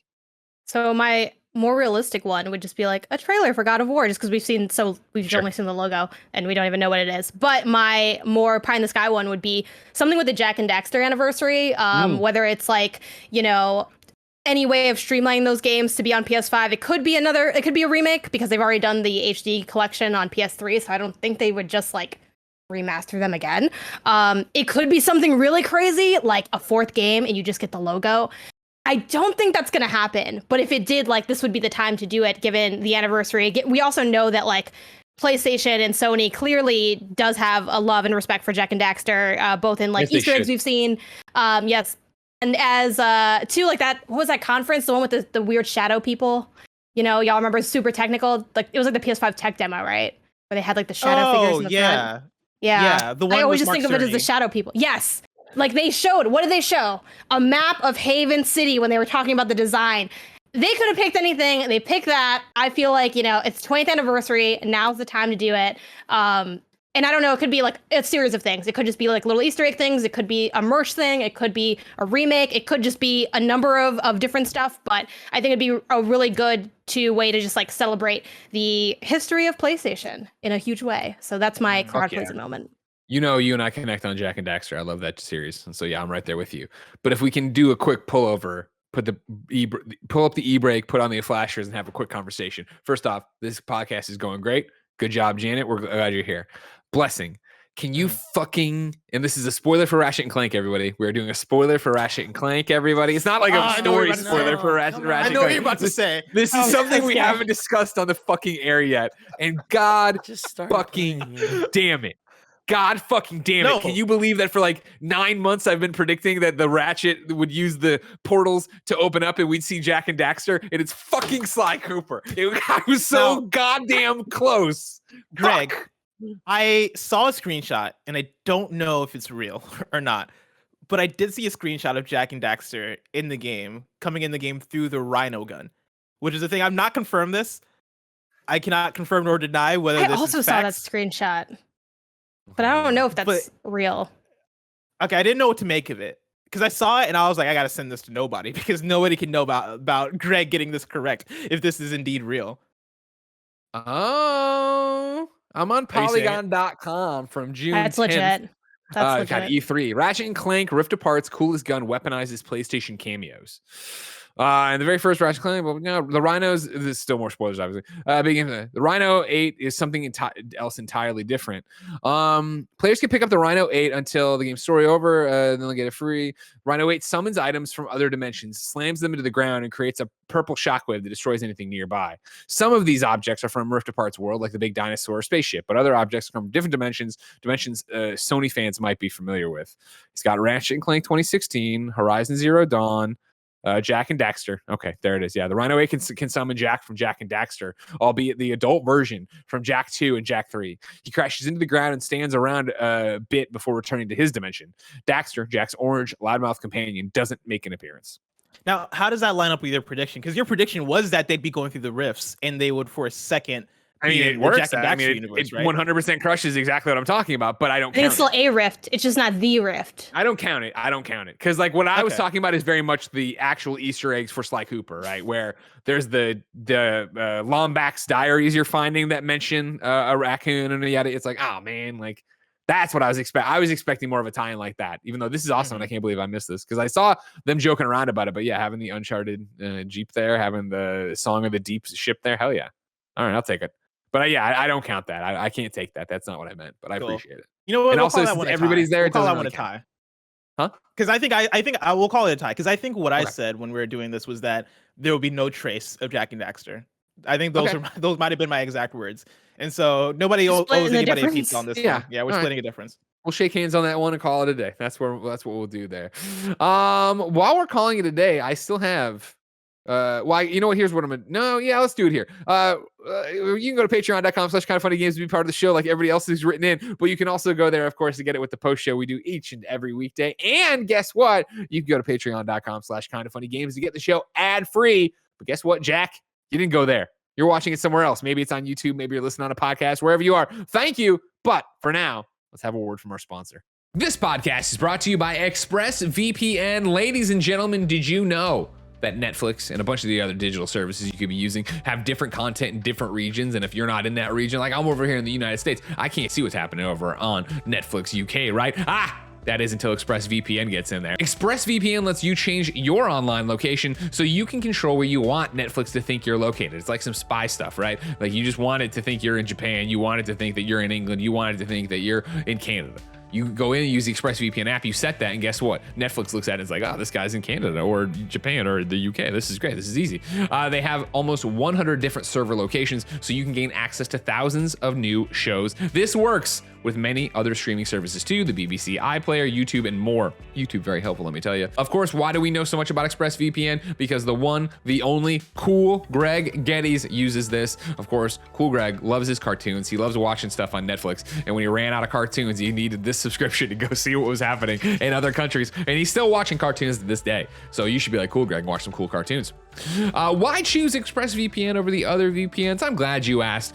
Blazing fast speeds. You can stream in HD with zero buffering. It's compatible with all your devices, phones, laptops, media consoles, smart TVs, and more. And it encrypts your data. ExpressVPN has the added benefit of encrypting your data so you can browse the web securely. And a personal bullet point I'll throw in, ExpressVPN has been supporting Kinda Funny for years. So if you are in the market for a VPN, you want to keep all your information secret and safe. You want to keep the apps not knowing where you are. ExpressVPN has been good to us, so we should be good to them. So be smart. Stop paying full price for streaming services and only getting an access to a fraction of their content.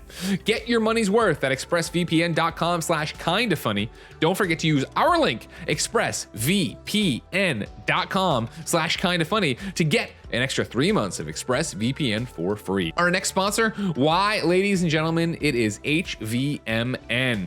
If you didn't know, sitting at your desk can reach you for that sugar-loaded latte or that sweet and quote-unquote healthy snack bar. That's terrible. It's loaded with sugar. You don't want that. Take a small step to improve your day and avoid the sugar crash by mixing in some keto powder with your coffee or trying HVMN keto. I always want to say keto food bars. How do we know about HVMN? Because the one and only Big Kev Dog uses this. That's right. He ordered a whole bunch and he's been snacking on those and enjoying them quite a bit. And of course, Paul likes it because he's not eating garbage, because Big Kev Dog would eat out of the trash if you gave him the chance. But HVMN, it's not that. Trying to lose a little weight, sleep a little better, or not feel so groggy during the day, Health via Modern Nutrition can help you do all those things with a few small keto-friendly choices to improve your metabolism throughout the day. HVMN is a nutrition company that takes the mystery out of counting macros. They're results-driven, modern nutrition for modern lifestyles with less sugar than their competitors. Their products provide lifestyle and habit upgrades that help their customers become healthier and better versions of themselves. By using real organic ingredients, HVMN has made keto and lifestyle improvements easy with healthy and low sugar options that are great for you and deliciously satisfying. HVMN offers single items like MCT oil, keto food bars, and keto collagen powder, or you can grab a kit that includes all the essentials for an everyday discount. Whether you're curious about keto, want to improve your performance, lose weight, or boost brain and body wellness, HVMN will have a non-intimidating solution for you and in tasty flavors. Right now, HVMN is offering our listeners an additional 10% off your first order when you go to hvmn.com/kindafunny. Embrace healthy living today, just like Kevin did at Paul's request. Go to hvmn.com/kindafunny for 10% off your first order. That's hvmn.com/kindafunny for 10% off. Yeah. All right, so Blessing, what's your crowd-pleasing moment? My crowd-pleasing moment. Free Returnal DLC. Returnal is a fantastic PlayStation 5 game. Came out of nowhere. When I say nowhere, I mean from the minds of Housemarque. We all played it. We all loved it. Nobody's heard of Housemarque. And yeah, I think you come out, you announce a new biome, you announce new weapons, and then the big thing, the big jaw dropper, they're adding in a new co-op mode to make it play almost like really cool. Make it play like Risk of Rain 2, because Risk of Rain 2 is like the game that I feel like it influenced so much of what Returnal is. In that game, people love the co-op in that game, and I think there could be a lot of great potential for co-op in Returnal. And you call it Returnal Variants, and you release it for free. Can you have the name? Oh yeah, I even made a name, Returnal Variants. Is that the first name you thought of? Yes, but I've also been watching a lot of Loki, which is where I came up with that. I just realized like you just pulling from other places. No, I like that. I think the co-op thing is such a smart idea too, especially, and it reminds me of like what Ghost did with its DLC. Yeah. Oh yeah, I mean, Ghost of Tsushima Legends has influenced so many of my predictions for what we're gonna get from future PlayStation stuff. Because now, whenever I think of Horizon Zero Dawn or Horizon Forbidden West, I think about what if they did add co-op, because co-op was so good in Ghost of Tsushima Legends, and yeah, that game has now made me hunger for more co-op modes. And if I can take it up like one notch off your variants idea, right? Because obviously, Returnal, you're recycling the same character, reliving the same thing. I think it would be cool to add this mode, and so you are both the same character, right? And so you work it together, and whenever you beat the big boss, whatever it is for this DLC, then it's like there can be only one, and you have to fight each other. Oh, that'd be cool. To see who actually makes it out of the loop and goes on with their life or whatever. Yeah, that would make it like a PvE thing and a PvP thing, and give it more replayability that way. That's smart. For my crowd pleasing moment, it would be that there are more PS5s in stock around the world starting today, but everyone here gets first dibs on one. And you get like some kind of redemption code that you can go to at whatever website and enter it in. Like maybe it's like for the next 24 hours, this code will be good for everybody in the room to go try to get it into it. Because you know how many people are going to be there. Not that many in the grand scheme of things to go that way. And it would be completely, that is like the most pie in the sky thing I probably have on this fucking list, because that is way less realistic than Final Fantasy VII Remake Part 2. I'm gonna throw it out there. You cannot drag Remake Part 2, the sequel deluxe, when PS5. No, like they're just gonna. I'm just saying this. It's not like you're getting it for free. You're still spending the money. It would be great, but like, oh my god! And then I also like this gave me flashbacks. There's a PS5 right there. Look, yeah, well, a new car. And it looks like the PS5. I would, man. I miss event. My thing is calling this a crowd pleaser, because I couldn't imagine watching this on a stream, and we're now in late 2021. I've been trying to get my hands on a PlayStation 5 for over a year now, and you're telling me that you're giving all the people in the audiences PlayStation 5s. I wanted to book. I said they're getting first dibs. They're getting their first crack at it. Give me a PS fucking 5. There's PS5s going up on all. They're going out to partners. There's also, more doing it. You can do it here. I promise that this fake. Because this isn't, this is just us talking. This fake like redemption thing would also fail. We're gonna see so many articles across the internet of like, oh, people are saying the code's not working and da da da. Like it's gonna be such like people are selling their voucher for a PS5 oh my God, because they already own PS5s, which is why they're at PSX. That is so like I see so many beautiful problems with this. Now I almost want it to happen, but I do think you bring up an important point, which is, the lack of PS5s is like hella awkward, especially like, talking about PSX being about community and celebration. I think so many PlayStation fans right now are like, unintentionally ostracized from the community because they can't buy this new thing. Like, so I've had so much fun having a PS5 over like the last, what has it been, like a year? Has it been a year already? Months? Only? Oh man, time's moving like slow and fast at the same time. I can't handle it. But it's been really cool just getting like, there haven't been that many like exclusives, but even just the DualSense I think changed up so much for people. And also it's just like, again, I always talk about consoles, like the reason I'm a console player and not on PC, besides the fact that like Greg, I don't want to sit here for my entire life, even though I'm here a lot. Drag him, Janet. Right? Like it's just too. And they're like, oh, you can plug it into your TV. I'm not going to. Are you going to come and run these wires? I trip over, bust my shit. You're not. But the one thing I love about consoles is it does have that culture. It's that mark of time. It's that moment. It's that those associations. It's having it there. It's the changing of the guard when you get a new one. And I think so many people are missing out on that even though there's no way in hell that would happen, it's like double, twice removed, unrealistic. But I think it actually would be a crowd pleaser because it is such a pain not to be able to buy something that you want as a fan of. It's like so weird and so unique to like this moment in time. Yeah, it's a bizarre thing that you still can't get it, and then to be talking about like how do you serve a fan base, right? And then also, what's the encouragement of making a PlayStation 5 exclusive right now, or trying to go through and make that game, right? When you can't even, things are still so locked down, and it's a crazy thing of like, I take it for granted, right? Because I had the PlayStation 5, and so many of my friends do, but then I'll see the random thing of people who are our friends online talking about not having it still, and be like, oh my god, like yeah, that's still a thing. That's ridiculous. There's a person revving their car in front of my street. I don't know if you guys can hear that. Yeah, I can actually. Is it my guy? That's crazy. They're so loud. I usually never hear people in the street. That's a loud ass car. All right, then to close this out, I want to talk about the closing trailer for PSX 2021. All right, and I will start way more realistically, and I will say the closing trailer would be God of War Ragnarok. I'm pulling this out of the same way of 2016. The closing trailer was The Last of Us Part 2, and everybody lost their fucking minds. Right, that's how they ended it. That was the killer way. I think again. If you're coming back and you're calling this PSX and you're doing this fucking huge thing, you have to end on a high note and you have to actually crush it. Because before it's been like Destiny, it was drawn to death. There's a whole bunch of different stuff going on in there. I think this would be the way to fucking come back and be like, all right, cool. And the final thing is something from our friends at Sony Santa Monica and our first look at Ragnarok. Blessing. I like it. Yeah. But what if you held Ragnarok and revealed that at Game Awards instead and made that the big thing? And then at PSX, You come through, you do the interviews, you do all that bullshit. Have Greg Miller talk to Corey Barlog about God of War. Blessing's not pulling punches. All right. for 15 minutes. And then instead, to end your big PlayStation experience presentation, you got to remember, we're speaking to the audience. We're speaking to the fans. We're speaking to the PlayStation faithful with the PlayStation experience presentation. And so for the last 10 minutes, let's talk about VR. All right, PlayStation VR 2 is coming. We know so many of you guys loved PlayStation VR 1. It's a lot of you guys' favorite PlayStation VR, or his favorite VR peripheral, because the library is so strong with hits such as Blood and Truth and Astrobot Rescue Mission. Let's talk about some of the lineup we got for PSVR 2. You know, as PlayStation, you reveal some bangers. You reveal that maybe Media Molecule is working on something. You reveal that maybe Pixel Opus is working on something. And then you close out, you know, at the end of this lineup of PlayStation VR 2 banger titles, you close out with a trailer for Astrobot Rescue Mission 2.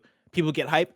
And the hook here is, because I know what you're thinking, right? Okay, Astrobot Rescue Mission, fantastic game. People are going to get excited for that, but that's the VR audience. The way you expand that is by revealing that Astrobot Rescue Mission 2, the hook is that each of the worlds in Astrobot Rescue Mission 2 correlates with a different PlayStation IP. And so there are 6 worlds. You got a world that is Ghost of Tsushima. You got a world that is Spider-Man. You got a world that is Last of Us, Horizon Zero Dawn, Uncharted, and God of War. Basically capitalizing on what we loved about Astro's Playroom, which is the PlayStation references, the nostalgia, all that stuff. You take that and turn it into a full game with full-fledged explorable lands that are themed after some of your favorite PlayStation franchises of the last generation. Boom. Do you worry? And that's a great idea. It's a great idea. Don't get me wrong. But do you worry about, I don't want to say cheapening it, but boxing in the Astrobot brand? Like, I feel like we're to the point that Astrobot needs to break out and show that it can be more than just in references to PlayStation. I feel like they've already boxed it in. I think you've already hit that point. It's too late. You're like, double down on the boxes. Just bring down all the boxes from the warehouse. And just... Yeah, that's my thing, is double and triple down on the boxes. Because, like, I think the boxing down of Astrobot is weirdly what people kind of like the most about it. Astrobot Rescue Mission on PSVR 1 was dope as fuck because it was the showcase of what PSVR can do, and it was the best showcase of it, which made it so impressive and made it so cool, is that they found different ways to use PSVR. Astro's Playroom, kind of a similar thing with the DualSense, but they added in all these references that we loved and adored that Astrobot would play off of, and all. Astrobot, for me, almost reminds me a little bit of Kirby, in a way where in Smash Brothers, Kirby is that character that can suck in other characters and turn into love sucking in, guys. Love sucking in.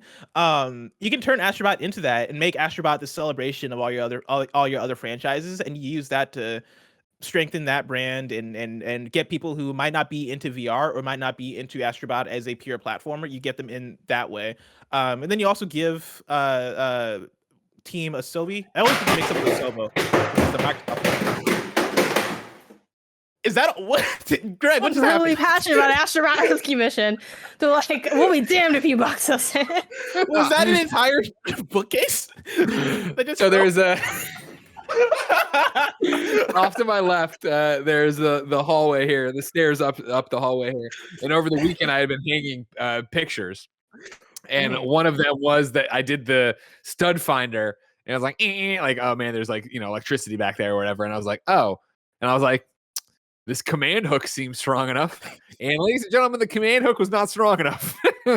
You heard it. That was the longest fall I've ever heard in my life. It was. Wait, I'm confused. Did only one picture? Oh, the picture fell all the way down the stairs. Much up there. Only one of them was actually done with a command hook. But while I'm here, let me once again thank Nanobiologist for sending me this cell frame from the Super Friends, which now hangs in my house. Or, well, it did hang in my house before it fell down the stairs. So to be clear, okay, so it was one thing that fell down a lot of stairs. Multiple stairs. Lots of stairs. Gotcha. Yeah. Boom, boom, boom, boom, boom. In my head, it was a bookshelf that, I don't know how, like every single book fell out of that bookshelf one by one. That's what my ears heard. Josh G says at least the frame is okay. Yeah, this thing took it like a champ. It's fine.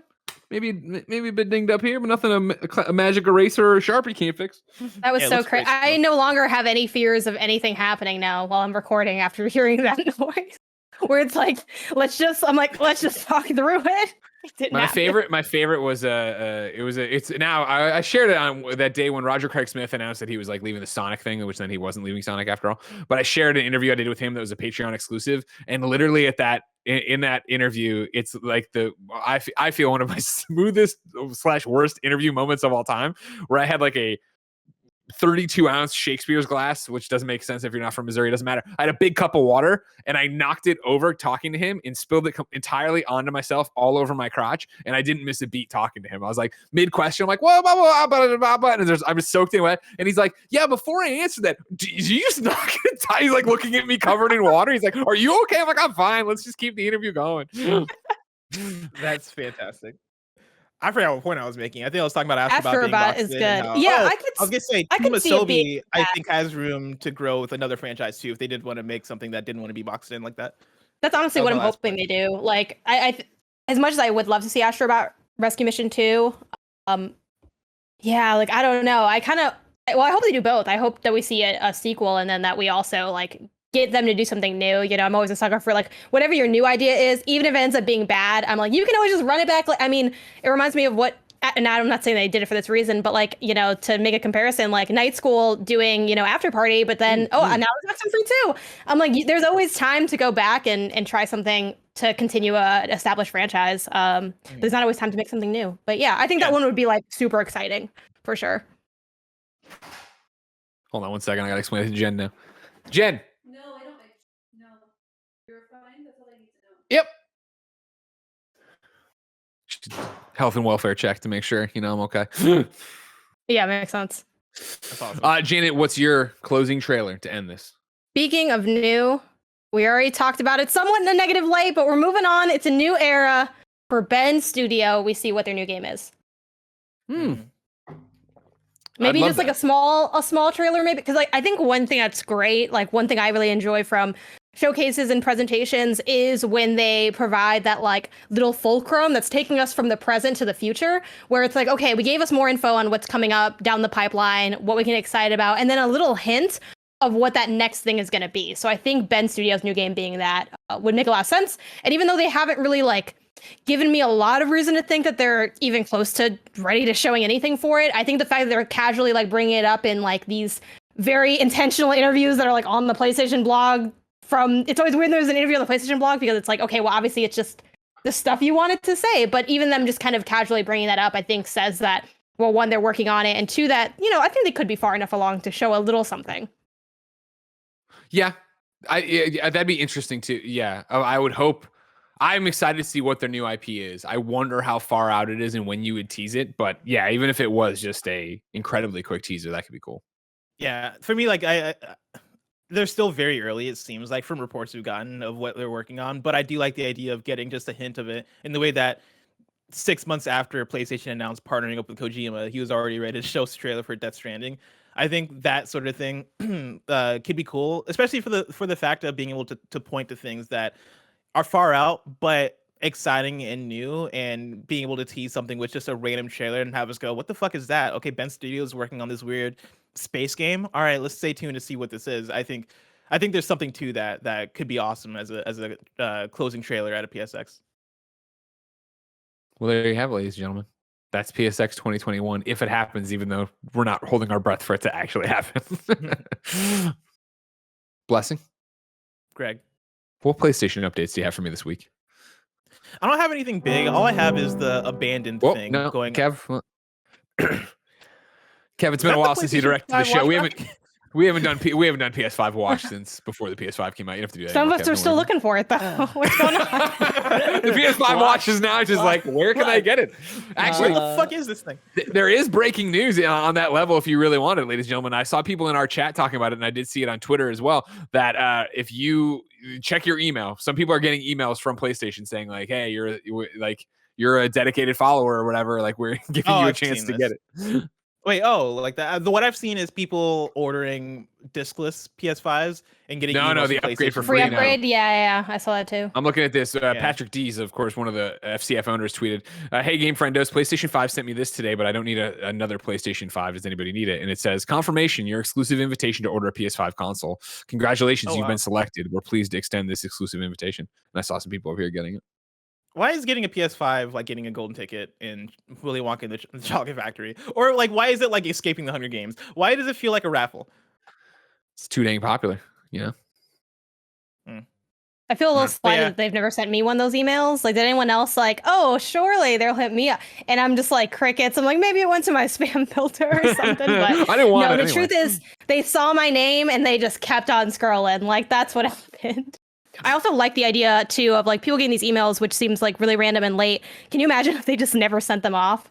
Like, hey, did you ever hit send on those invitations? Fuck. Oh, They're that like was me. sitting on this giant thing. I thought that was you. I thought when you asked, you were like letting me know that you had done it. I didn't know you needed it done. Okay, my bad. Got a warehouse full of PlayStation 5s that have just been sitting there over the last 6 months.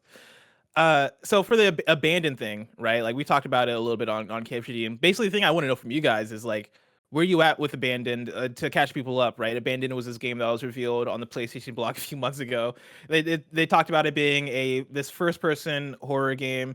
Screenshots honestly didn't look that great, but the thing that happened was that people got it, or people started assuming and predicting that it was going to be a Hideo Kojima game. And they quickly after that, the Abandoned folks quickly after that were like, sorry, no, this is not a Hideo Kojima game. This is us just working our own independent game. We talked about it back then. We were like, oh, that sucks for this independent developer. Last week, they put out a tweet talking about, oh, yeah, we have an Abandoned app coming to PlayStation. And they start teasing the name of the quote unquote real name of Abandoned, I guess, being a name that starts with S, ends with L. And people were looking at that and were like, is this Silent Hill? Like, what the fuck is going on here? Since then, there's been a lot of connections, a lot of like connecting the dots of, oh, wait, if you translate the lead developer's name in Google Translate, it translates to Hideo Kojima. Oh, shit, it looks like, I'm trying to think of, like the trailer app has like a lot of creepy vibes to it. Take his name and translate. Yeah, as you were saying about it. Yeah, the Blue Box is Blue Box Studio, but BB Game Studios like BB and Death Stranding. Hideo had put up a image that had him with a blue box and yada yada yada. Everybody going through it and doing a million different things. We had a great Kind of Funny Games daily where we just put on the tinfoil hat and went all the way through it. But removed from it, like they are still doubling down on it not being them and them trying to separate themselves from this messaging. So like, because like an hour ago they tweeted, we wanted to answer the rumors one last time. We are a small indie studio with actual real people working on a passionate game. We want to do a live stream with a Q&A in where you can ask all your questions and clarify every confusion and rumors. We just want to set expectations. Like, I feel like they were pissed off when it initially happened. Like, oh man, we worked on this game, we put it out, and now everything thinks we're Hideo. Then it was this idea of like, wait, that actually got us a lot of juice. How can we do more with it? Then now it's just an unwieldy dragon where they've noticed like everyone talking about like, fuck, we're gonna piss off everybody. Everyone is going to be furious when they do this. And also, I don't know if you saw this. They talked about the trailer app that we talked about the other day, right? The trailer app will show you. It's going to be an app on PlayStation that shows all these different trailers that does this thing. And it was supposed to be out tomorrow, I think. They've now delayed it to the 25th. Yeah. It's like, man, I can't. I don't know what the hell's going on over there. It's starting to seem. I wanted to believe on Friday, and I still would love to believe, but like, it doesn't work to be like on Friday, be like, it is Kojima, haha, and be like, well, why the fuck did you say over and over again you weren't Kojima? Like, why wouldn't you have just been silent about it then at that point? Silent Hills. Yeah. Hey, yes. Well, that's the other thing is that in the YouTube banner for their YouTube channel also, this is just the image of Hills. And the Hills presumably looked pretty silent. Were they silent or they looked fairly quiet. Hills are talking a lot of shit lately. I read through a whole PlayStation lifestyle article that was basically breaking down everything, and it is mind-boggling, and it is either one of the greatest devs taking advantage of people misidentifying their game, or for me, it's still a 2% chance of it really being Hideo Kojima, and this is going to lead to, who knows, right? Could it be Silent Hill? Could it be just a random small Kojima project? Could it be one of the things I saw was that this Blue Box Studios is apparently coming out of Amsterdam, and years ago it was announced that Kojima Productions was opening up an office in Amsterdam. Office, yeah. A lot of weird ass connections that we're good. I guess we'll see later this week what comes of it. But my question for you guys is, what do you want from Kojima, from a Kojima PlayStation partner thing? You know, I know there have been reports that Jeff Grubb's been talking about how Kojima is doing something with Xbox, right? But like that wouldn't necessarily be an exclusive thing. If PlayStation was to approach Kojima and be like, "Hey, we want you to work on something new," would you want it to be a Silent Hills project like this, or would you want it to be something else? Maybe it's just something new. And I feel like that's sort of, if we think back to like Keeley's showcase, like a little bit of what he was hinting at, while also still supporting Death Stranding, because obviously that director's cut is dropping, and they kind of showed that off. But the way he discussed like his creative process and like what he was interested in, it doesn't sound like that aligns with any previous projects, like Metal Gear or Death Stranding or even Silent Hill. So I think it wouldn't. I think it would need to be something new. And two, I think I'd just like it to be something new. I don't think, I think Death Stranding was like obviously divisive for a lot of people, which I don't think is a bad thing with creative projects. But I don't think Kojima has found what his next mainline thing is yet. I don't think it's Death Stranding. So I would like him to take another shot at figuring out what that is. Sure. Yeah, that's about it. Where it's like I don't expect his next thing to be a Silent Hills kind of game. Like I thought, again, back to the Jeff thing of him talking about it and like trying to wrestle with what's really going on with the world and how do you put that into games is something he does. And so what does that mean and where does that go? I don't know. I think the easy answer, of course, Blessing, is Parasite Eve. Why doesn't he remake Parasite Eve? That'll be the one I think everybody wants really badly. So I got something. An FMV game is what I want. And I feel like he, has always expressed like his love of movies and like an FMV game is essentially like the combination of literally combining cinema with video games. I feel like, even though it goes to some head-ass places sometimes, I'm a sucker for, the storytelling that comes out of, Kojima's projects, even when it ends up going not super interesting places or weird places. Like, it's intriguing. It's the number one thing people talk about from those games, even when the gameplay is really good, is the lore and the story. So give him, I want to see an FMV game from him. That's what I want.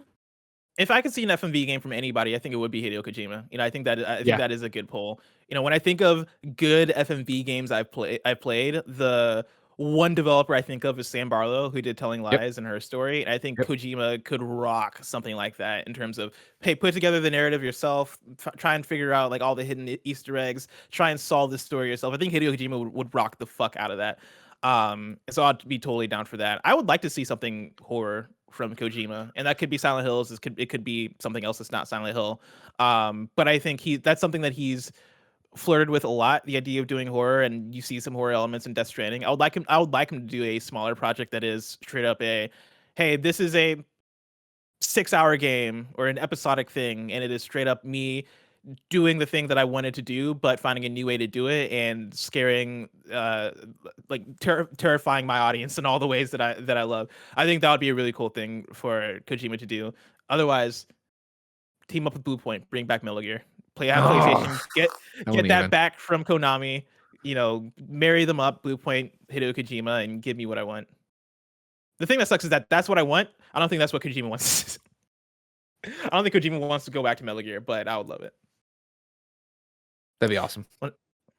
Now it's time for PlayStation picks. Of course, this is where we highlight a few of the cool-looking games coming to PSN this week. The big hitters being The Legend of Mana Remastered coming to PS4 Thursday, June 24th, and then Scarlet Nexus coming to PS5 and PS4 on Friday, June 25th. But for the actual picks themselves, I'm starting off with one that before I even mention it, I saw some scathing reviews on Twitter about this one, and so maybe we'll talk about it. Dungeons and Dragons: Dark Alliance for the PS5 and PS4. That's coming out Tuesday, June 22nd. 2021. The world of Dungeons and Dragons comes to life in an explosive action brawler filled with real-time combat and dynamic co-op. Play as iconic D&D heroes and join up to 3 other friends to battle legendary monsters, earn powerful gear, and unlock new abilities to take on even bigger challenges. Greg, you've been playing this game, haven't you?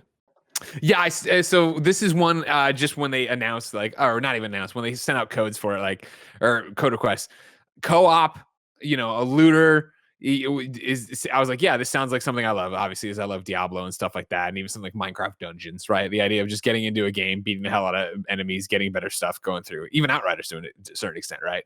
So yeah, they sent a code. I'm heads down on another redacted review that I can't talk about, and so it was definitely one of those, okay, cool, I will jump into this and when I can. And so last night when I sat down, I was like, you know what? I've made pretty good progress on this review. I can do a level of this to play it.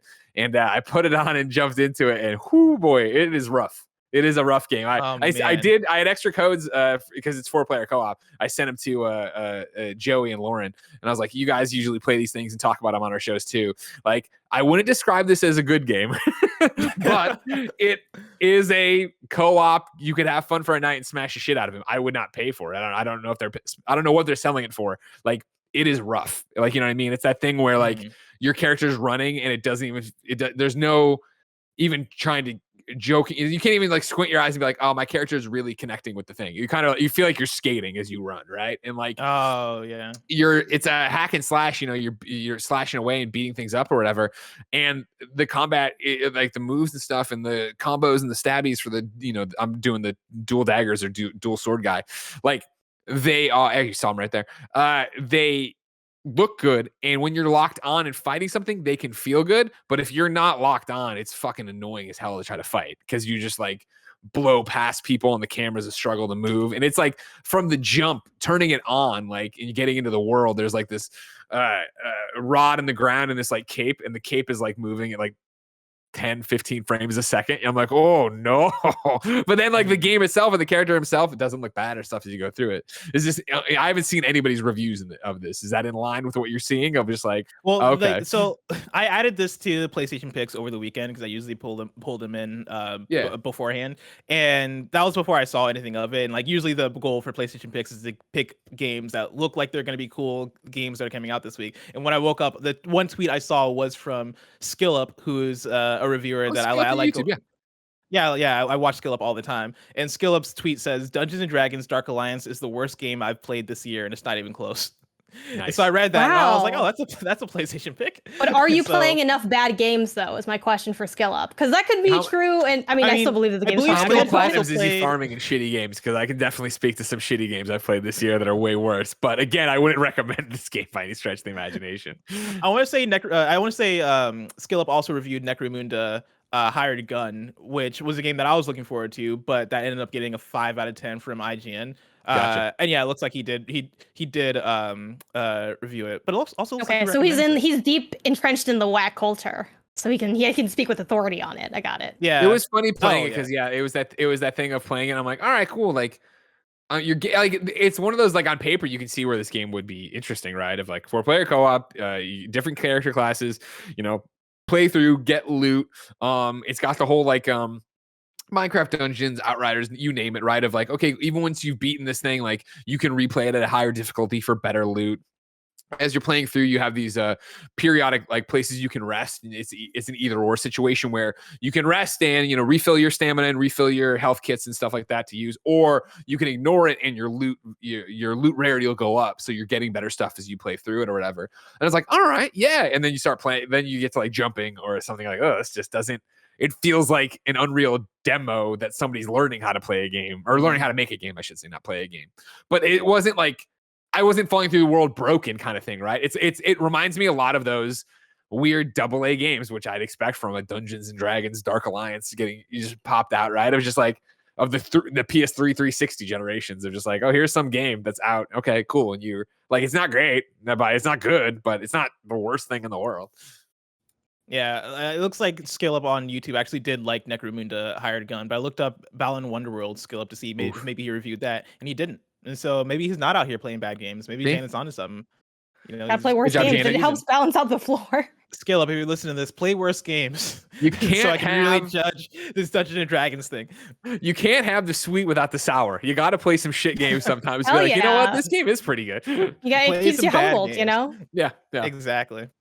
Up next, we got Out of Line, which is coming out on PS4 on Wednesday, June 23rd, 2021. A unique adventure game filled with beautiful puzzles, all hand-drawn in an original 2D style. Out of Line follows the adventures of San in a quest to escape the factory that was once home. Dive into a story set in a mysterious world that is revealed through multiple chapters. I love that description. They just described what the story was. But yeah, this puzzle game. Looked pretty cool. I like the art style. And yeah, that's coming out again Wednesday, June 23rd, if that speaks to you. You see here, he's opening a path to freedom. To freedom. Yeah, he's like doing a spear thing. He just threw a spear so he can climb up on it. He's pulling rocks. A lot of inside puzzle solving elements here. A lot of inside stuff going here. If you like inside, maybe look into this one. And then lastly, we got Fallen Knight coming out on PS4 Wednesday, June 23rd, 2021. Take the role of an elite knight and battle your way through action-packed levels with intense sword-fighting gameplay in this neoclassic side-scrolling action platformer. Save the city from a deadly terrorist organization hell-bent on exposing the truth you were sworn to protect. Did gameplay even show up for that? Oh, here we go. And yeah, this one looks like more of a fast action game. Has almost like a Mega Man aesthetic, but you're using a like a melee sword, like a beam sword type thing. Fast paced. Looks like it could be fairly fun to play. And there you go. Speaking That's of it for fairly PlayStation fun picks. to play, I want to talk about what you've been playing. Janet, what have you been playing? I've been playing Ratchet and Clank Rift Apart, and I have been playing Chicory: A Colorful Tale. I'm only 4 hours into each, which is like a fun place to be at comparison wise. Ratchet and Clank, super beautiful. Having a decent time with it. It's good. Yeah, like it's having a decent time, man. You Jack and Daxter okay, here's the thing. stand. Here's the You thing. Jack and Here's the Daxter thing. stand. If I'm being really honest, like I just don't know where I land yet on like what I would give it, I guess, you know, and obviously I'd have to see it through, and I do plan on beating it. So I'll probably have more thoughts as like time goes on. So far, you know, I've been charmed by without you know spoiling it, the different characters you meet. I'm like, oh, this is like this person, cool. Yeah, but I think the big difference, like comparing these two vastly different games, because for those who don't know, Chicory: A Colorful Tale is a painting game. Like you walk around, you're trying to bring back color to the world. You play as not Chicory, you play as like Chicory's like janitor, basically, because Chicory, I believe, is the wielder of the brush, and you basically pick up the brush and take on those tasks. Which I love when games set you up as like not really the hero who becomes the hero. I think it's a fun little twist. But the stark difference between these two games, at least like, you know, story wise and, you know, subsequently pulling me into the world and getting me invested, is there's some really cute and interesting little story things that happen with Ratchet and Clank. But when they do, it's like I meet someone and I'm like, oh, this is surprising. And then I continue and I kind of forget about it. In Chicory, like I'm constantly intrigued by what I'll see next in a way that I'm not quite with Ratchet. Like I'm still, you know, very like amused and, you know, joyed by what I see. Like seeing that, you know, again, this is very early spoilers, like that giant dinosaur thing. I'm like, oh, that's so cool. Like it has the big bug eyes and like the way it runs at you. Like I'm like trying to take a picture in photo mode, but not get killed at the same time. Like I'm really charmed by that, or seeing some of the things they do with like the side little areas where you're kind of like almost like mini game type areas. If you've played the series, you kind of know that type of like little puzzle solving stuff. I'm like, oh, they have an interesting twist here. Like I wonder, you know, how it's going to scale up. But with Chicory, I'm just intrigued the whole way through, and I'm also constantly surprised. So it's kind of doing this double work that's really resonating with me on a deep level. And I think a lot of times when I come at these games and I'm like a little bit more lukewarm, people are like, man, you're like lukewarm on everything. Like and the thing is, like I play so much stuff, and I'm sure y'all can at least to a degree relate with this. Stuff's constantly coming across my desk that is great. Like there are a lot of great games made every year, and I'm playing them all the time. So I will say there is a little bit of desensitization that comes with that. But the pro of that, because sometimes people are like, oh, well, it seems like you don't even, you know, like games. I'm like, the thing is, the highs are so cool, and I recognize them so much more deeply and immediately that I can tell when something like really sparks and really hits and is like, okay, this is special. Like I'm experiencing something that I have not, you know, felt before. And, you know, that's a really high ceiling, and not every game's going to hit that. For me, so far, Chicory is kind of on that line. I'm not going to say I'm shocked, because, you know, people like Rebecca Valentine and Natalie Flores were singing this game's praises. So I'm like, okay, I trust these critics. This is probably going to bring the sauce, but let me see for myself. And yeah, it's been incredibly joyful and interesting. It's kind of exploration-wise, it reminds me of Link's Awakening, but without constantly getting lost and frustrated. Combat-wise, it reminds me of Undertale without needing to be like extremely precise in this sort of bullet hell area. So it's just sort of like knocking out the park on so many levels. And I don't think I have one complaint about the game 4 hours in.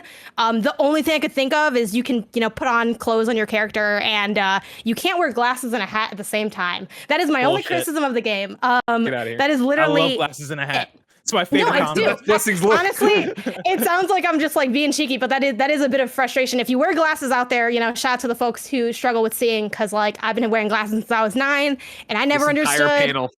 Yeah, right. Like, when did y'all start wearing glasses? Also, I always find that around the same time. I think it was when I was. I started wearing them when I was 9, but I didn't start wearing them consistently until I was probably 13, 14. You were like 3rd or 4th grade, yeah. Yeah. the early alumni scores, hit a lot of people hard. But I got a question about Chicory, because Chicory is one I really wanted to try out for the same exact reasons. Sure. Seeing Rebecca talk about it, seeing Natalie talk about it, and seeing the review scores, which have been phenomenal for it, and knowing that the soundtrack is done by Lena Raine, it's speaking to me on so many different levels.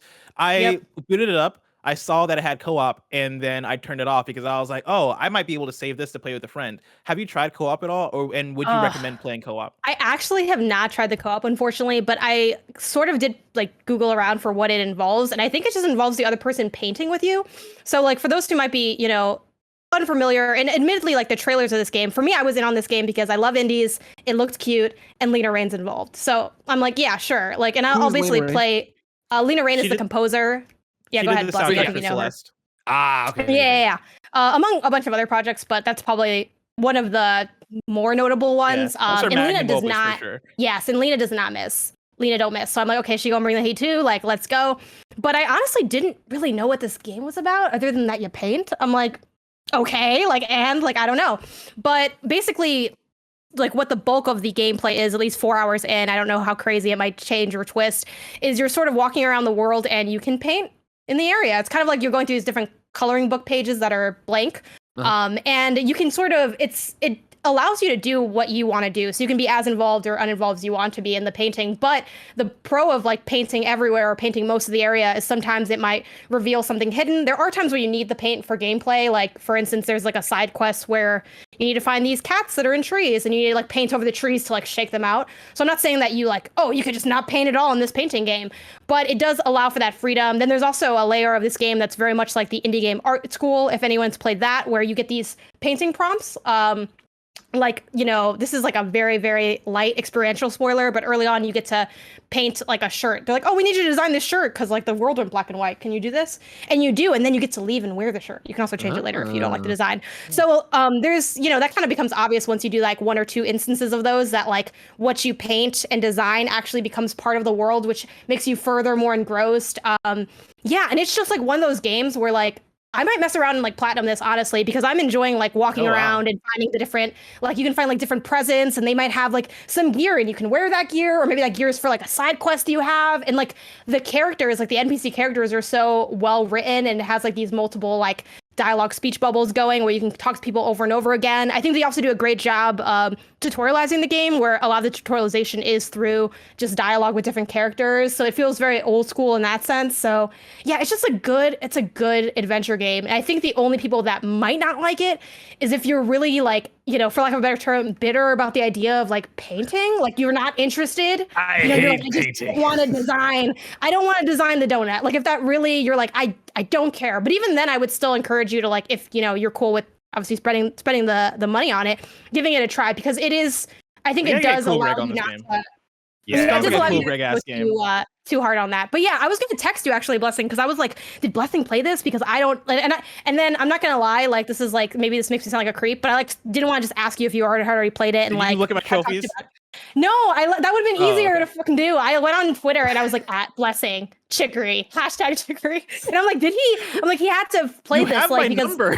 I know, but I didn't want to I didn't want to text you and be creepy. I just went on Twitter and searched the. Well, here's the thing. You wouldn't have known that I did that if I didn't tell you just now. But I'm, when you talk as much as me, you eventually tell everyone everything. So that's the flaw and But it was more so. I'm like, well, maybe you tweeted about it. I can just kind of save the trouble. And then I just kind of was like, Blessing's got other games he's got to play. I'll get back to it. But yes, it's fire. It's one of definitely one of the better games I've played this year. I think it's not too crazy to say it's probably going to be in my top 5, if not on the high end of that top 5. I can't wait to play this. I cannot wait to play this now. It hits. Dude, everybody who I've heard has played played this game forever. Loves it. When I first saw it, I tried to go out and get codes for it, and by the time they came through, I think I was already at E3 or getting ready to go to E3 or whatever. I was in the throes of E3, so I've been champing at the bit for it, and then to see how it's taken off, it's crazy. All right. Sorry, I felt like I talked over you in the beginning, Bust. No, I thought we were doing a pregnant pause. I was in it. I was like, oh shit, I'm not gonna say anything. No, you did. Just reflect on it for a second, digest. Yeah. Blessing, I want to get you guys out of here, but I do want to know the one game you want to talk about that you've been playing that speaks to you when I say clear your mind.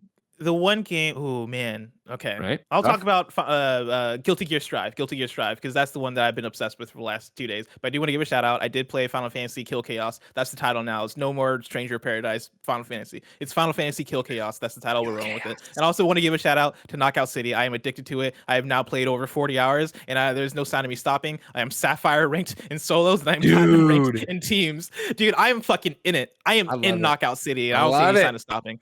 But speaking of games I'm in, Guilty Gear Strive. I am very into it. I started playing it yesterday. I actually streamed it over on my Twitch channel, and just as like I want to get better at this game. It's my first time playing a Guilty Gear game. I played a lot of Dragon Ball Fighters, which is also from Arc System Works, and I was hoping that some of that skill would translate. And I wouldn't say any of that skill necessarily translated as directly as I thought it would have, but fighting game skill overall, I think did translate pretty well, because by the time I finished my stream, I felt like I had a pretty good understanding of how to play Guilty Gear, which is, I think, a pretty impressive thing to say about this game that I've always viewed as a more hardcore fighting game. I don't know why. I've just always had this veil of, man, Guilty Gear seems like it could be really difficult to get into. But actually playing Guilty Gear Strive, the thing that I was met with was the game being super beginner friendly and being super accessible and easy to get into. Even though I've been playing a character named Ramlethal Valentine, who is this character with 2 big floating swords that are held up by these demons, and you send the swords, and like, of course, you have to like go reclaim your sword if you want to keep fighting with it. Ramlethal is it seems like a very technical character compared to a lot of the other characters. That's the character I've been rolling with from the start of playing Guilty Gear, and I've been surprised by how easy it has been for me to understand that character and get acclimated and understand some of the strats. And I think part of that is the game's super easy to get into, but then also the chat was very, when I was playing on stream, the chat was very helpful in terms of teaching me like, hey, when you send out your swords willy-nilly, you then become more vulnerable, so you want to hold on to your swords. Send them out willy-nilly, like. When you send them out all willy-nilly, you want to also like corner the opponent when you have the swords and all that shit. They were really giving me good tips. And that's the thing I love so much about fighting games, is it's almost like in the way we talked about Bloodborne in January when we did the Bloodborne podcast, where we talk to the community, you talk to people who know how to play, and people are very willing to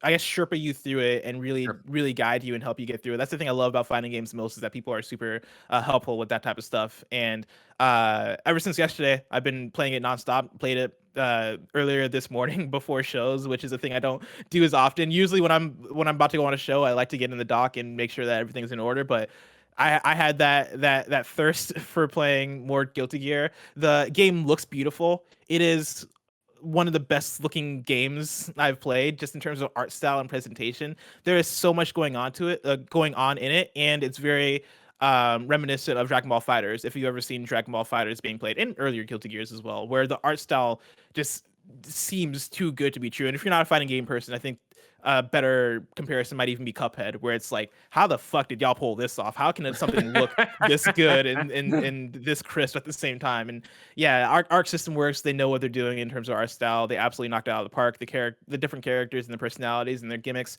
all seem very fantastic. I'm very into it. The character roster seems super cool. I'm excited to keep playing it. And yeah, it's a very fantastic game. If you are either on the fence about it, or you are looking for just another fighting game to play, or you want to get into a fighting game, I cannot recommend Guilty Gear Strive enough. I'm having a blast. Ladies and gentlemen, that's Guilty Gear Strive and PS I Love You XOXO episode 75. Welcome to the family, Janet. Yeah, thanks for having me here. Of course, ladies and gentlemen, PS I Love You XOXO is Kind of Funny's PlayStation podcast each and every week, blessing me. And now, sometimes all the time, we're figuring it out as this part-time ramp up to her taking over. Janet is here to hang out with us and talk about all things PlayStation. If you like that, head over to patreon.com/kindoffunnygames, where you can be part of the show. You can get the show ad-free, and you can get the post-show we're about to do, all on patreon.com/kindoffunnygames. However, if you have no bucks to toss our way, it's no big deal. You can head over to youtube.com/kindoffunnygames, roosterteeth.com, and podcast services around the globe each and every week, Tuesday, 6 a.m. Pacific, to get a brand spanking new episode. Until next time, it's been our pleasure to serve you.